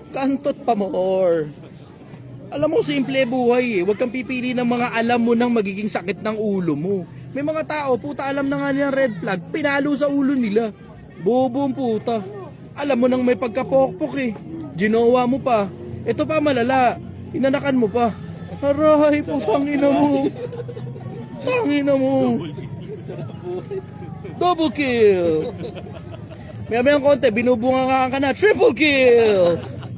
Maya-mayang konti, tangina mo, nangihingi na sa'yo ng pera, pinipiga ka. Maniac.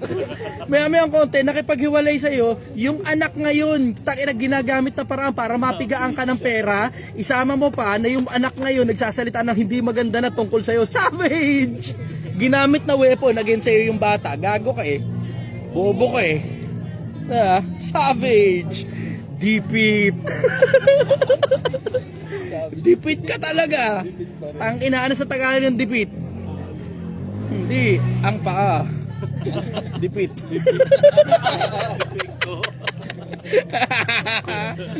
Tag-ina mga tao talaga boklog eh. Mahirap, mailig gumawa ng sarili sakit ng ulo na sila rin mismo nagdala sa buhay nila. Boklog ang mga putang ina. Anyways, Ray Cavite, go. Hello po. Good evening po sir. Tanong ko lang po, paano po mag-expand ng negosyo sa tamang paraan na kagaya po nagsisimula pa lang? Dun ka muna brother sa stability muna. Una muna stability kasi expansion madali lang naman yan eh. Hindi ganun komplikado expansion, basta stability muna, dapat tuloy-tuloy na papasok yung pera, tapos naboboringan ka na dahil kabisado mo na merkado. Tsaka ka ngayon mag-expand. Yun ang bagsakan nun, ang pinakamagandang indicator para sa expansion, naboboringan ka na. As in, kabisado mo na, tuloy-tuloy, paikot-ikot lang. Tapos yun at yun lang din yun, naboboringan ka na, di mag-expand ka, additional challenge para sa'yo. Follow up, go.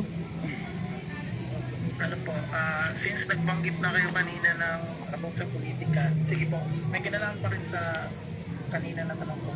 May pag-asa pa ba kaya yung mga nagsisimula ng mga endeavor sa kagaya nating third world country na makausad yung pangkabuhayan nila? Kahit fourth world country pa, laging may pag-asa basta alam mo ginagawa mo. Nagkakatalo lang talaga yan doon sa hindi mo alam ginagawa mo eh. Doon talaga nagkakaproblema yan. Pag di mo alam ang ginagawa mo, diyan ka magkakandaletse-letse buhay mo. Magbe-business-businessan ka, hindi, kailangan ka, mag-take ka ng risk. Take ka ng risk, bayad ka sa akin sa course na to. 14 days, babaguhin natin ang buhay mo, 14 days. Putang ina mo tao. Aware? Na 14 days babaguhin buhay. Okay, ina mo 14 days. Habit nga, inaabot ng 3 buwan bago mabago. Ikaw buhay, babaguhin mo 14 days. Kahit si Kristo, di kaya yan eh. Manuhala ka sa akin, kahit si Kristo, di kaya yan. Na-sign up ka lang sa course. Tanginang yan, tagbayad ka lang. 14 days, babaguhin mo buhay. Tanginang yan. Tingnan mo si Judas nga eh. Oh, anyari. Pero ikaw, pangako mo 14 days, babaguhin mo buhay. Wow! Wow talaga! Bariling kita sa mukha eh. sabi ni Babalu. Kailan Babalu to? Nakakamiss yung mga panahon na yun, no? Maisingit ko lang. Nakakamiss yung panahon na yun, ano? Happy lang yung buhay, sila Dolphy, sila Babalu. Maligaya lang, kababawan lang ba? Kababawan. Kasi nung mga panahon na yun, alam mo yung sobrang, may mga tao talagang malalalim talaga eh. 90s. Puta, ultimo tricycle driver, debate, Biblia eh. Oo. Tapos, naglalaro sila, laro nila chess, dama. No? Mga utakan talaga. Kasi talino talaga ginagamit. Ngayon, wala na eh. Makikita mo yung iba tricycle driver, tulala lang. Scroll. Oh. Tanga na, ching ching ching scatter! Tangina. Ano nga yung question? Ano yung tanong? Pumunta ko tuloy. Napasarap. May isang kabuhayan na mag-isip na umusan sa Brother, lagi naman. Sa lahat ng bansa may yumayaman. Nagkakatalo na lang yan kung may maleta ka o wala.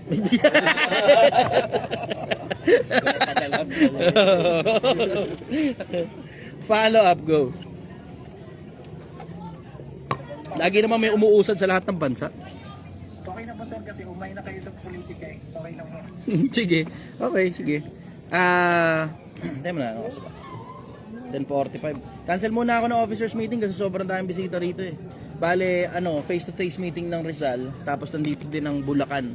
So sobrang daming tao rito, siguro mga mahigit 50 katao itong mga nandito.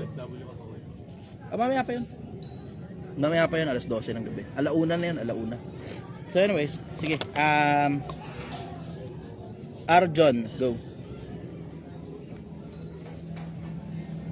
Good evening po, IG. Hello. Tanong ko lang po, yung kanina kasi dun sa parang kwento ni. So yung sa anong masasabi niyo kay IG sa astral projection? Hindi ako nagpapaniwala sa mga ganun, brother. Sorry. Hindi ako nagpapaniwala sa mga ganun eh. Lagi ang tinitignan ko, ano pakinabang. Kasi iba, astral projection, matutulog ka ika, tapos lalabas yung espiritu mo, yung kaluluwa mo, maglalakbay.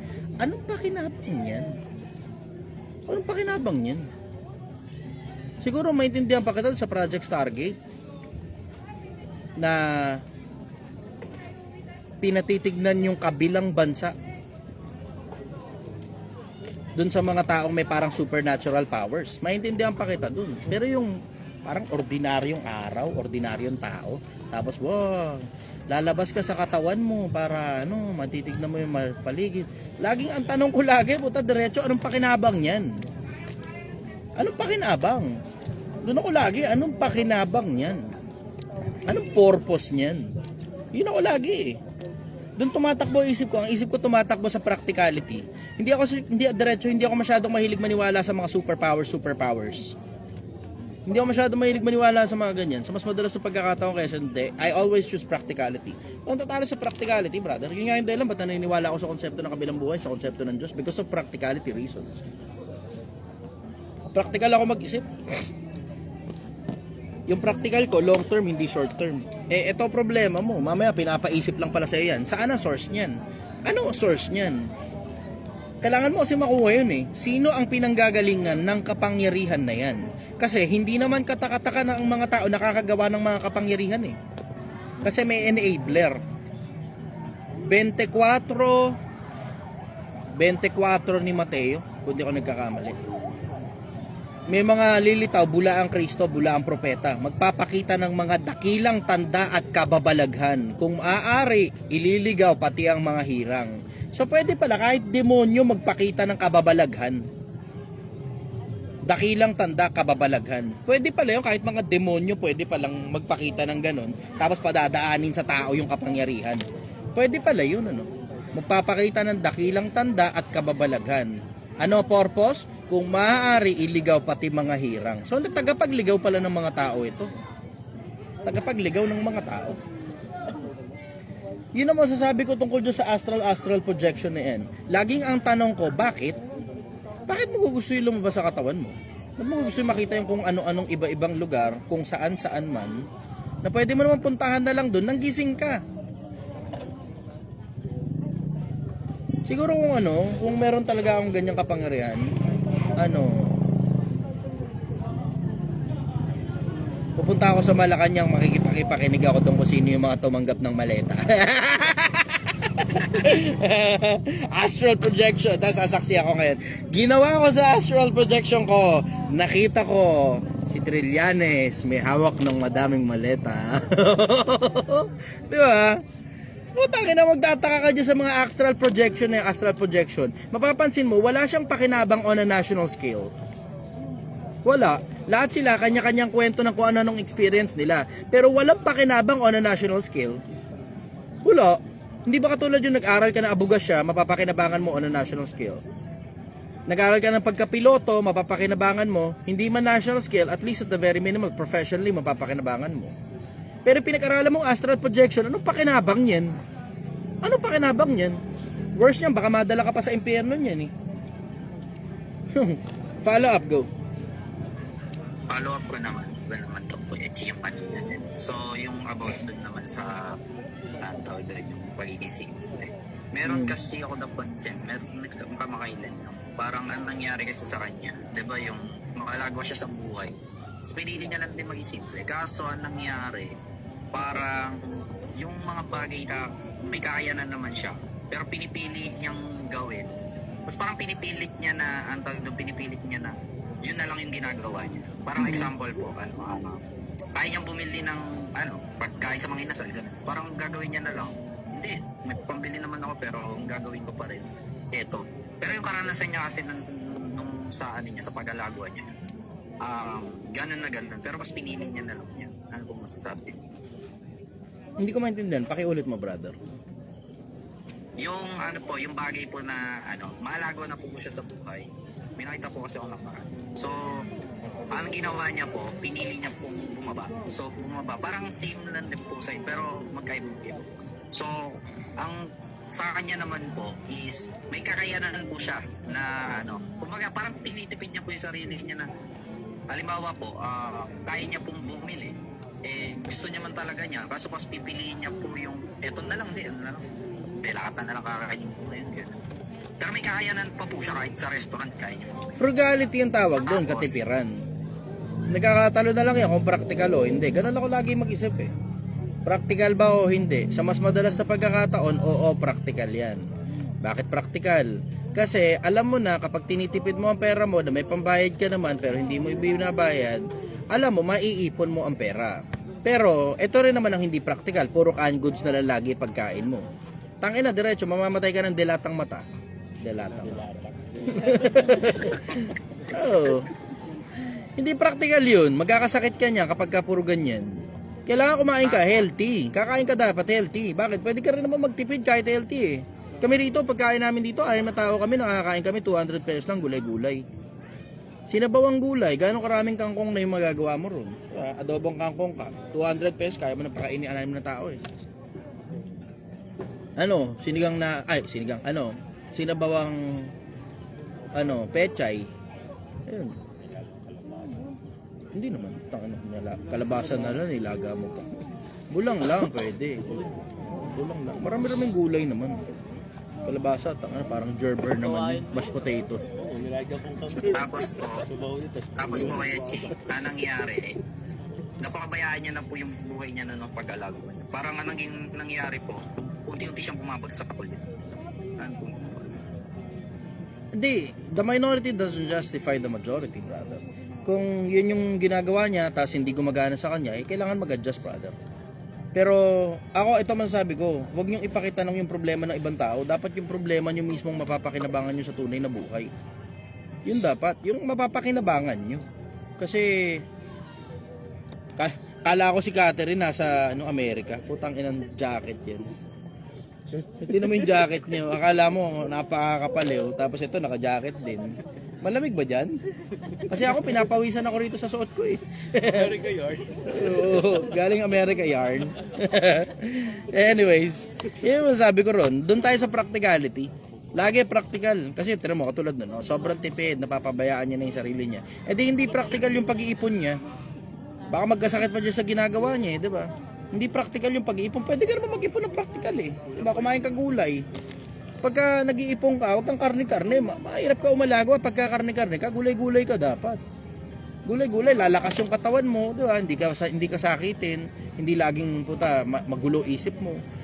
Pagka gulay-gulay ka, sa mas madalas sa pagkakataon, masarap ang buhay mo eh. Kung tsatsagain mo lang gulay-gulay. Pero pagka karne-karne ka, putang ina. Ang mahal ng karne, lalo panahon ngayon, putang ina. Doon sa baka pa lang. Hindi mura eh. Wala lang nga kami kinikita eh. Kung tayo imbis umakat mo, oy, bumili kayo ng sinigang, tangina nyo. Para kumita naman ako kahit konti. Anyways, follow up, go. Okay na po. Thank you po. Okay. Jan, Pangasinan. Go. Ay, Pangasinan. Wala pala sa Pampanga/Bataan. Wala dun sa nakasulat. Sige, go. So lang sir, pwede ba akong mag-share ng naging ko doon sa pagsisimula ako? Wala na akong oras, brother. Okay. Tinatapos ko lang lahat to. Tanong mo nga lang. Okay. Tanong mo nga lang brother, meron kasi akong problema ngayon. Competition sa kalaban doon sa negosyo. Paano kaya yung dapat kong gawin para hindi ako matalo doon sa presyuhan ng produkto namin. Tropahin mo yung mga customer mo. Kasi ano ko eh, Yan ang pinaka-basic. Tropahin mo yung mga customer mo. Sa'yo magpapabalik-balik yan kasi tropa mo sila. Tingnan mo, parang katulad sa akin. Sipin mo itong dami ng tao na to. Kawin nga muna kayo lahat. Hello. Oh. Diba? Tingnan mo, sa loob ng Project 1M, tayo-tayo na rin yung mga sarili nating customer, eh, diba? Pag ang grupo, hindi mo pa napapakinabangan, ibig sabihin, hindi ka pa nakakapag-invest sa grupo. Ganon yun. Pag yung grupo, napapakinabangan mo na, alam mo, nakakapag-invest ka na doon sa grupo. Kasi supposed to be, dapat, we're creating an ecosystem of our own. Dapat, dito sa loob mo na rin nakukuha mga customer mo. Kumbaga, yung mga customer dito sa loob, unti-unti, dagdag lang yan, dagdag. So meron mga customer sa labas, meron mga customer galing sa loob ng Project 1M. Yung customer sa loob ng Project 1M, dagdag yan, dagdag. Tapos darating sa punto na minsan primary customers mo na yung mga nasa loob ng Project 1M. Pero dapat ang ginagawa mo, tinotropa mo dapat yung mga customer mo. Para di mo kailangan lumaban ng price war, kahit mas mura pa sila, ikaw ang binabalikan dahil magtropa kayo. Kahit mas mura pa sila. Tignan mo, tulad sa akin, hindi ako lumalaban ng price war dito sa mga kasama kong kapitbahay ko. Bahala sila kung gusto nila ipagkabababaan yun. Yung iba nga rito, may unli rice pa eh. Tignan mo, pansinin mo, hindi ako natatalo ng mga unli rice dito. Nalulugi kami dahil sa merkado in general. Kasi wala na masyadong bumibisita dito sa Domsa dahil nga sobrang mahal nga kasi ng gasolina. Tapos dayuhin pa. Yun ang dahilan bakit kami nalulugi. Pero hindi ang dahilan kung bakit kami nalulugi dahil mas mura yung kakumpetensya ko kaysa sa akin. Hindi ganun. Hindi kami natatalo sa price war. Natatalo kami ng merkado. Merkado ang nakakatalo, hindi price war. Pag yung lugar di na pinupuntahan ng mga customer, dyan talo ka. Pero price war, ay naku, tangin, hindi mo ako matatalo sa price war. Sa dami ng tropa ko, sa sobrang dami ng mga tropa ko, hindi mo ako matatalo sa price war. Yun ang dapat na ginagawa mo. Dapat ginagawa mo, nakikisama ka sa sobrang daming tao. Tapos, yung mga pumupunta sa'yo, bulto-bulto, tropa-tropa mo na. Ganun dapat. So, ibig sabihin, no, makakapasok ka sa ayan, katulad niya, meron kang binuo ngayon na grupo, di ba, yung mga riders. Ayan, papuntay mo dyan, pabisitahin mo rin sa'yo. Yung sa akin, katulad ng Project 1M, ayan, tinan mo, paminsan-minsan, every now and then, may mga pumupunta rito. Hindi ko minamandatory, yun lang ingatan mo. Kasi pagka minandatory mo, greedy ka na, hindi na babalik sa'yo tao. Ganon yun. Minsan nga, kung di nyo napapansin, minsan may mga pumupunta pa dito sa akin, ako pa nagpapakain, libre lang eh. Oo. Kasi hindi naman lahat ng panahon, lahat ng tao, puta, magsasawa rin ng tao sa sinigang. Puta, ako nga mismo na may-ari nitong sinigawan, parang medyo medyo na eh. Kaya binibihira-bihira ako lang eh. Kasi ang sarap-sarap ng sinigaw, nakakapanghinaan pagka napagsawaan ko eh. Ganun yung konsepto. Hindi lahat ng panahon, ba, kung totropa ka, tapos yung, halimbawa, bubuo ka ng grupo, tapos dyan sa grupo na binuo mo, regular na ang tambay dun sa lugar mo. Hindi dapat mandatory na bumili sila. Kung bibili yung bibili. Yung hindi bibili, pagservisyoan mo pa rin. Tapos pwede naman mag-ambagan na lang. Minsan may dala sila. Tinan mo, katulad niya, may pizza dito sa paligid. Oh. 'Di ba? Pwedeng magdala ng sariling pagkain. Kung ba, nasa food business ka. Kung hindi food business yan at ibang negosyo yan, kailangan talaga marami ka talagang tropa pagka negosyante ka. Kasi yung dami ng mga kakilala mo, na mga magiging customers mo na din, yan ang magsasalba sa iyo eh. Sapat minsan yung mga kakilala mo para magbayad ng bills. Yung mga mismong kakilala mo lang, sapat na para magbayad ng bills. Yun lang yun eh. Ang importante, dapat nababayaran lahat ng bills. Tapos, yung iba pang mga customer na mga hindi mo kakilala, yan ngayon ang tubo. So, gagalingan mo sa mga hindi kakilala, pero mas galingan mo sa mga kakilala. Follow-up question, go. Ano sa brother eh? Bali, dati kasi katulad ng paalam ko sa'yo noong nakaraan, doon ako sa join ng business ko. Tapos nung nakuha ko na yung paano tumatakbo yung business na yun, medyo naging kupal ako. Bumili ako sarili kong gamit. So, ang ano ko ngayon, para mabalik yung pera na yun, kailangan ko na 3 buwan para bumalik yung perang inilabas ko. So, doon ako na paano ko magagawa yun kung anong nahihirapan yun, paano ko magagawa yun sa loob ng 3 buwan kung ibababa ko yung presyo ko dahil sa mga kakompetensya ko. Hindi kasi ganun magnegosyo, brother. Hindi ka dapat magnegosyo pag ipit na ipit, gipit na gipit ka. Hindi dapat ganun. Ang pagnenegosyo, dapat alagwado ka, marami ka dapat puhunan. Malalim dapat ang bulsa mo. Dahil di mo naman alam kung kailan papaldo yan eh. Di mo alam kung kailan papaldo yan.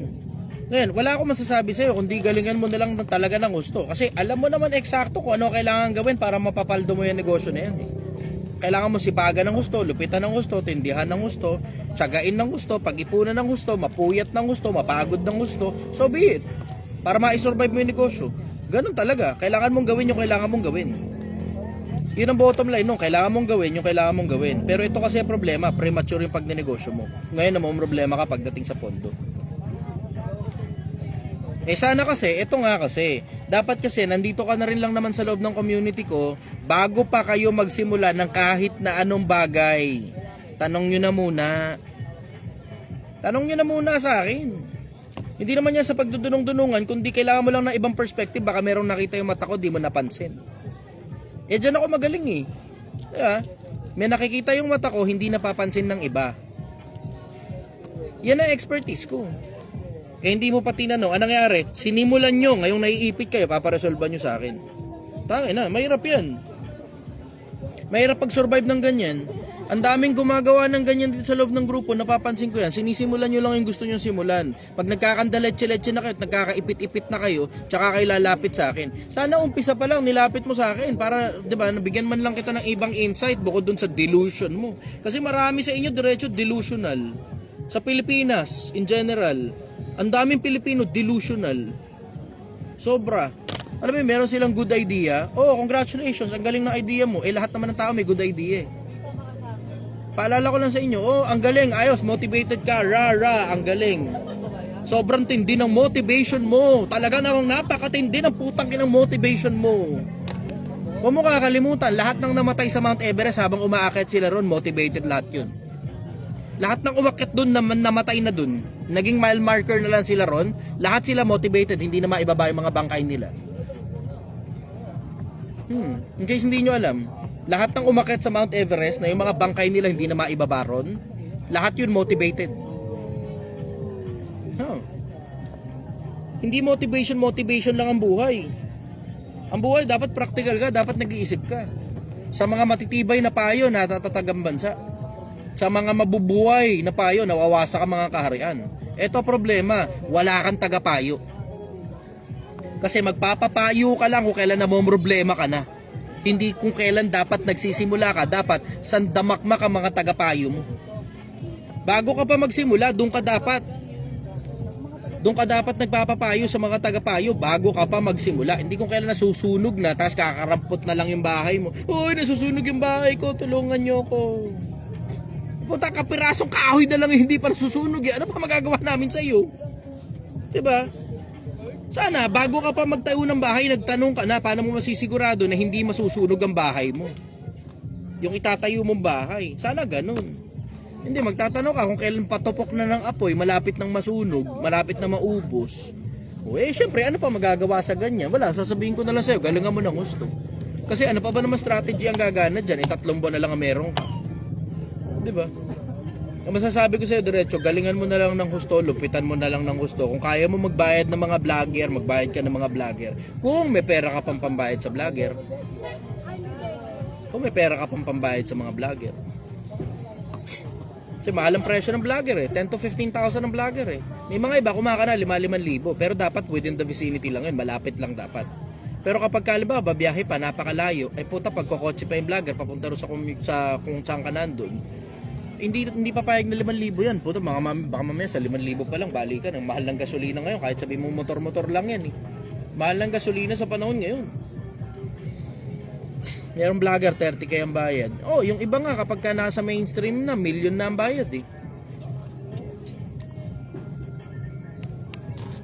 Lupitan mo na lang gusto, brother, kasi alam mo naman eksakto yung kailangan mong gawin Yung bagay na gumagana, bobombahin mo talaga ng gusto, maglalagay ka talaga ng matinding oras dyan at saka matinding strategy. Yun ang gagawin mo dyan. Follow-up question, go. Paano maging strategy, brother?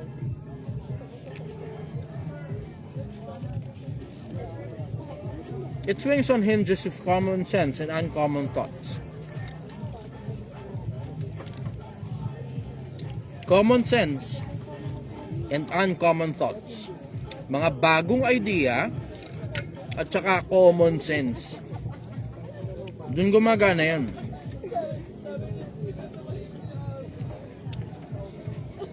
Follow up, go.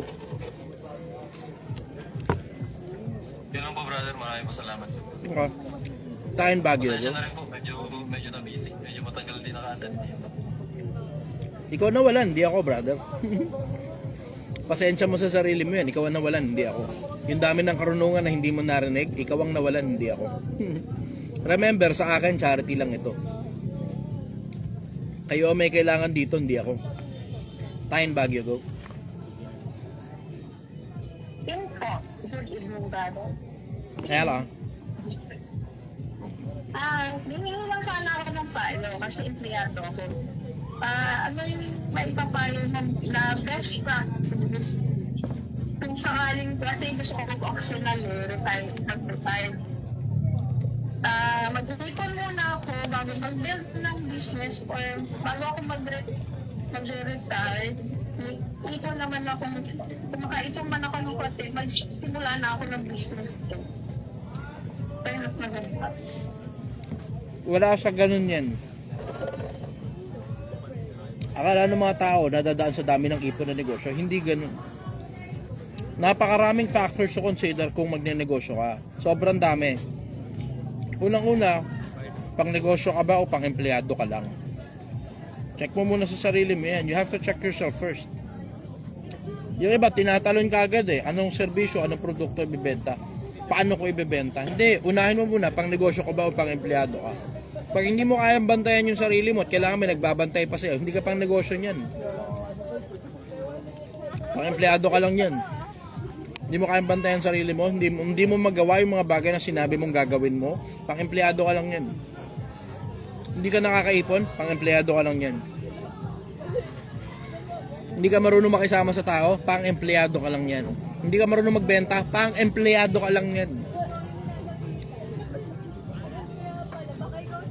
Ang daming indicators. Pero you have to audit yourself first kung pang negosyo ka ba o pang empleyado ka lang. Wala namang masama manatiling empleyado habang buhay. Ang dami-daming yumaman na empleyado Hindi totoo yung sinasabi nila, wala empleyado yumaman. Hindi totoo yun. Ulol na mga networker lang yung nagsasabi ng ganyan. Ulol na mga networker. Taana, nakakita ka ba operations manager ng malaking kumpanya mahirap? Diba? Vice President ng kumpanya mahirap. CEO mahirap. Piloto mahirap. Engineer mahirap. Abogado sa law firm mahirap. Diba?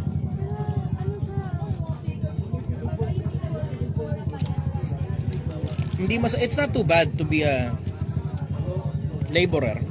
Hindi masamang maging employed. Ito mabigat. Hindi rin naman masama. Nangarap ka magnegosyo, pang-empleyado ka lang pala. Tapos hindi mo matanggap na pang-empleyado ka. The best way, kung gusto mo talagang umalagwa, dapat i-audit mo sarili mo. Tapos tsaka mo malalaman kung pang-empleyado ka o pang-negosyo ka. Pag pang-empleyado ka lang, bombahin mo na ng gusto na ma-promote ka liwat kanan. Diyan ka aalagwa, lilipad ka dyan. Pag pang-negosyo ka, tamihan mo muna ipon mo bago ka bumira. Kasi minsan, mali ang timing mo. Nakita mo na, na-audit mo na sarili mo pero wala kang malay sa timing sa pagpasok sa negosyo. Tapos nasimulan mo kung kailan palugi na buong merkado tsaka pumasok. Alat. Ayan, tinan mo kung kailan pabagsak yung merkado dahil doon sa taas ng presyo ng gasolina. Tsaka ka pumasok sa pagnenegosyo. Putangin na mo, 2 buwan pala, pirat ka na. Sa bayad pa lang sa renta durog ka na Bayad, renta pa lang. Follow up, go. Ito po, ano naman to, kaibigan, ano ba kaya ang magandang approach sa kanya? Kasi sabi mo na kasi baka may tumakano. May body odor siya. Anong magandang approach para hindi siya ma-hurt, hindi siya ma-object? Kung sakaling na kung Sabihin mo lang diretso, tropa ang baho mo. Deodorant ka, ang baho mo. Parang darakal naman yun. Hindi, alam kong matindi yung pinanggalingan ng bakbakan mo. Tangina, gusto mo ng ganyan di ba? Gusto mo ng ganyan di ba? Alam mo, diretso sa mas madalas sa pagkakataon, alam nila sa sarili nila yan. Kasi kahit naman ako di ba? Pagkatapos ko magsalita sa mga tao, sindi ka agad ako ng pabango.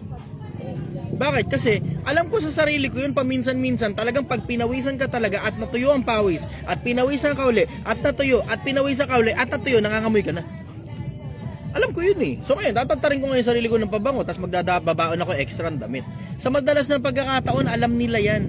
Minsan hindi mo na kailangan i-call out. Tangina mamaya, ikaw pa madali dyan Minsan di mo na kailangan i-call out. Ayos yan, magmalasakit ka. Pero ingatan mo rin sa pagmamalasakit mo. Baka ikaw ang tignan na, baka ikaw ang tignan na kontrabida. Oo. Ngayon nga, may bago akong hindi na pagmamalasakitan dito Basta ingat lang kayo. Kasi alam mo, diretso, dyan mo na rin malalaman ng tao Ingat kayo sa pagmamalasakit sa mga tao. Tignan nyo kung kaya nilang tanggapin o hindi. Pag nagdadalawang isip ka, wag na. Lalagay mo sarili mo sa isang posisyon na tangina ang hirap panindigan. Ito pa, mas worse, nag-aalit sa'yo dahil nagsalita ka ng totoo. Di bale sana kung makikinabang lahat ng tao dyan. Isang piraso lang yan Tapos ang bad trip, isang piraso ng alay pinagmalasakitan mo, nag-aalit pa sa'yo. Bad trip. Trouble talaga yan pagka ganyan. Kasi may mga ganyang klaseng tao pinagmalasakitan mo na, galit pa. Yung kakaling sila ng pangalan yung pag kamalit na bago. Totoo yan. Oo.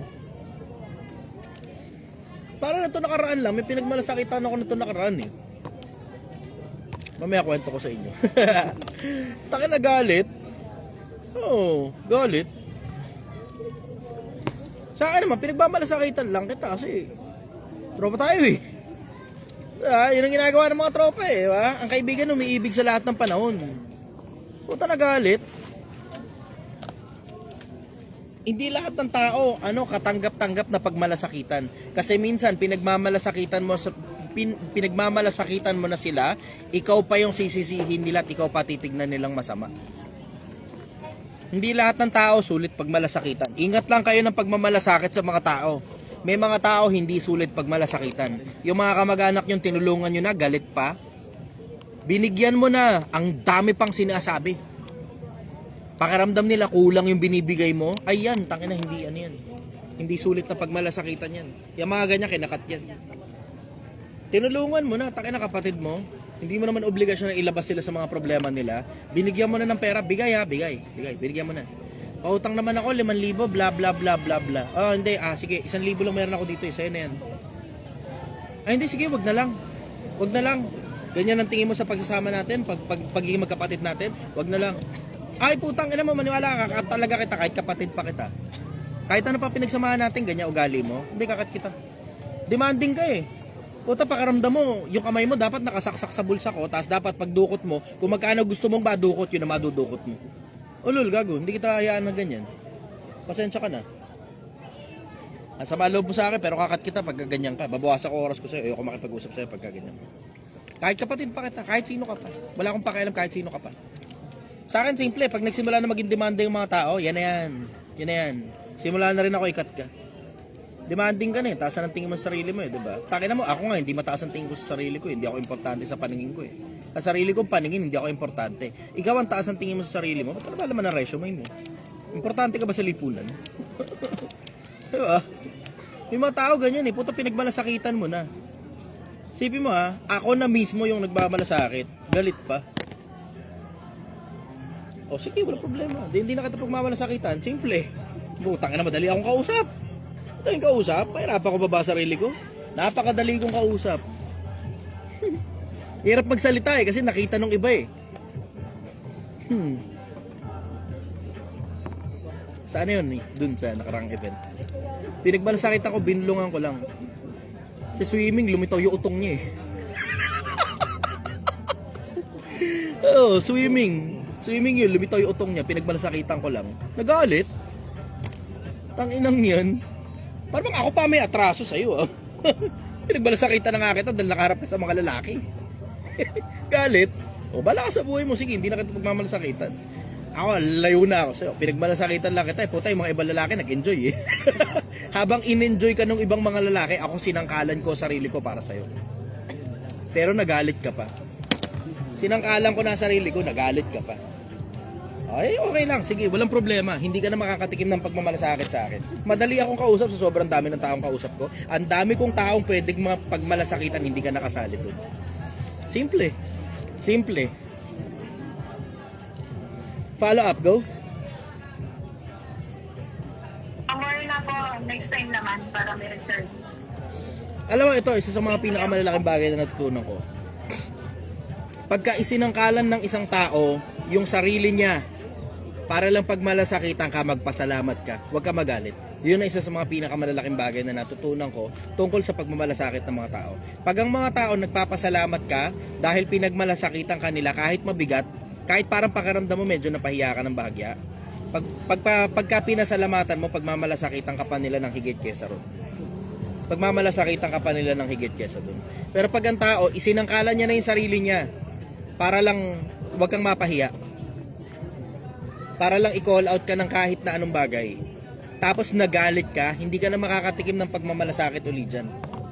Hindi ka na makakatikim ng pagmamalasakit dyan.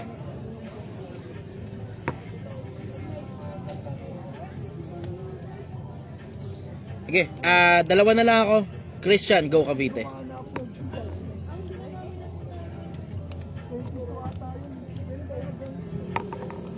Hello brother, magandang gabi. Good evening, brother. Hello.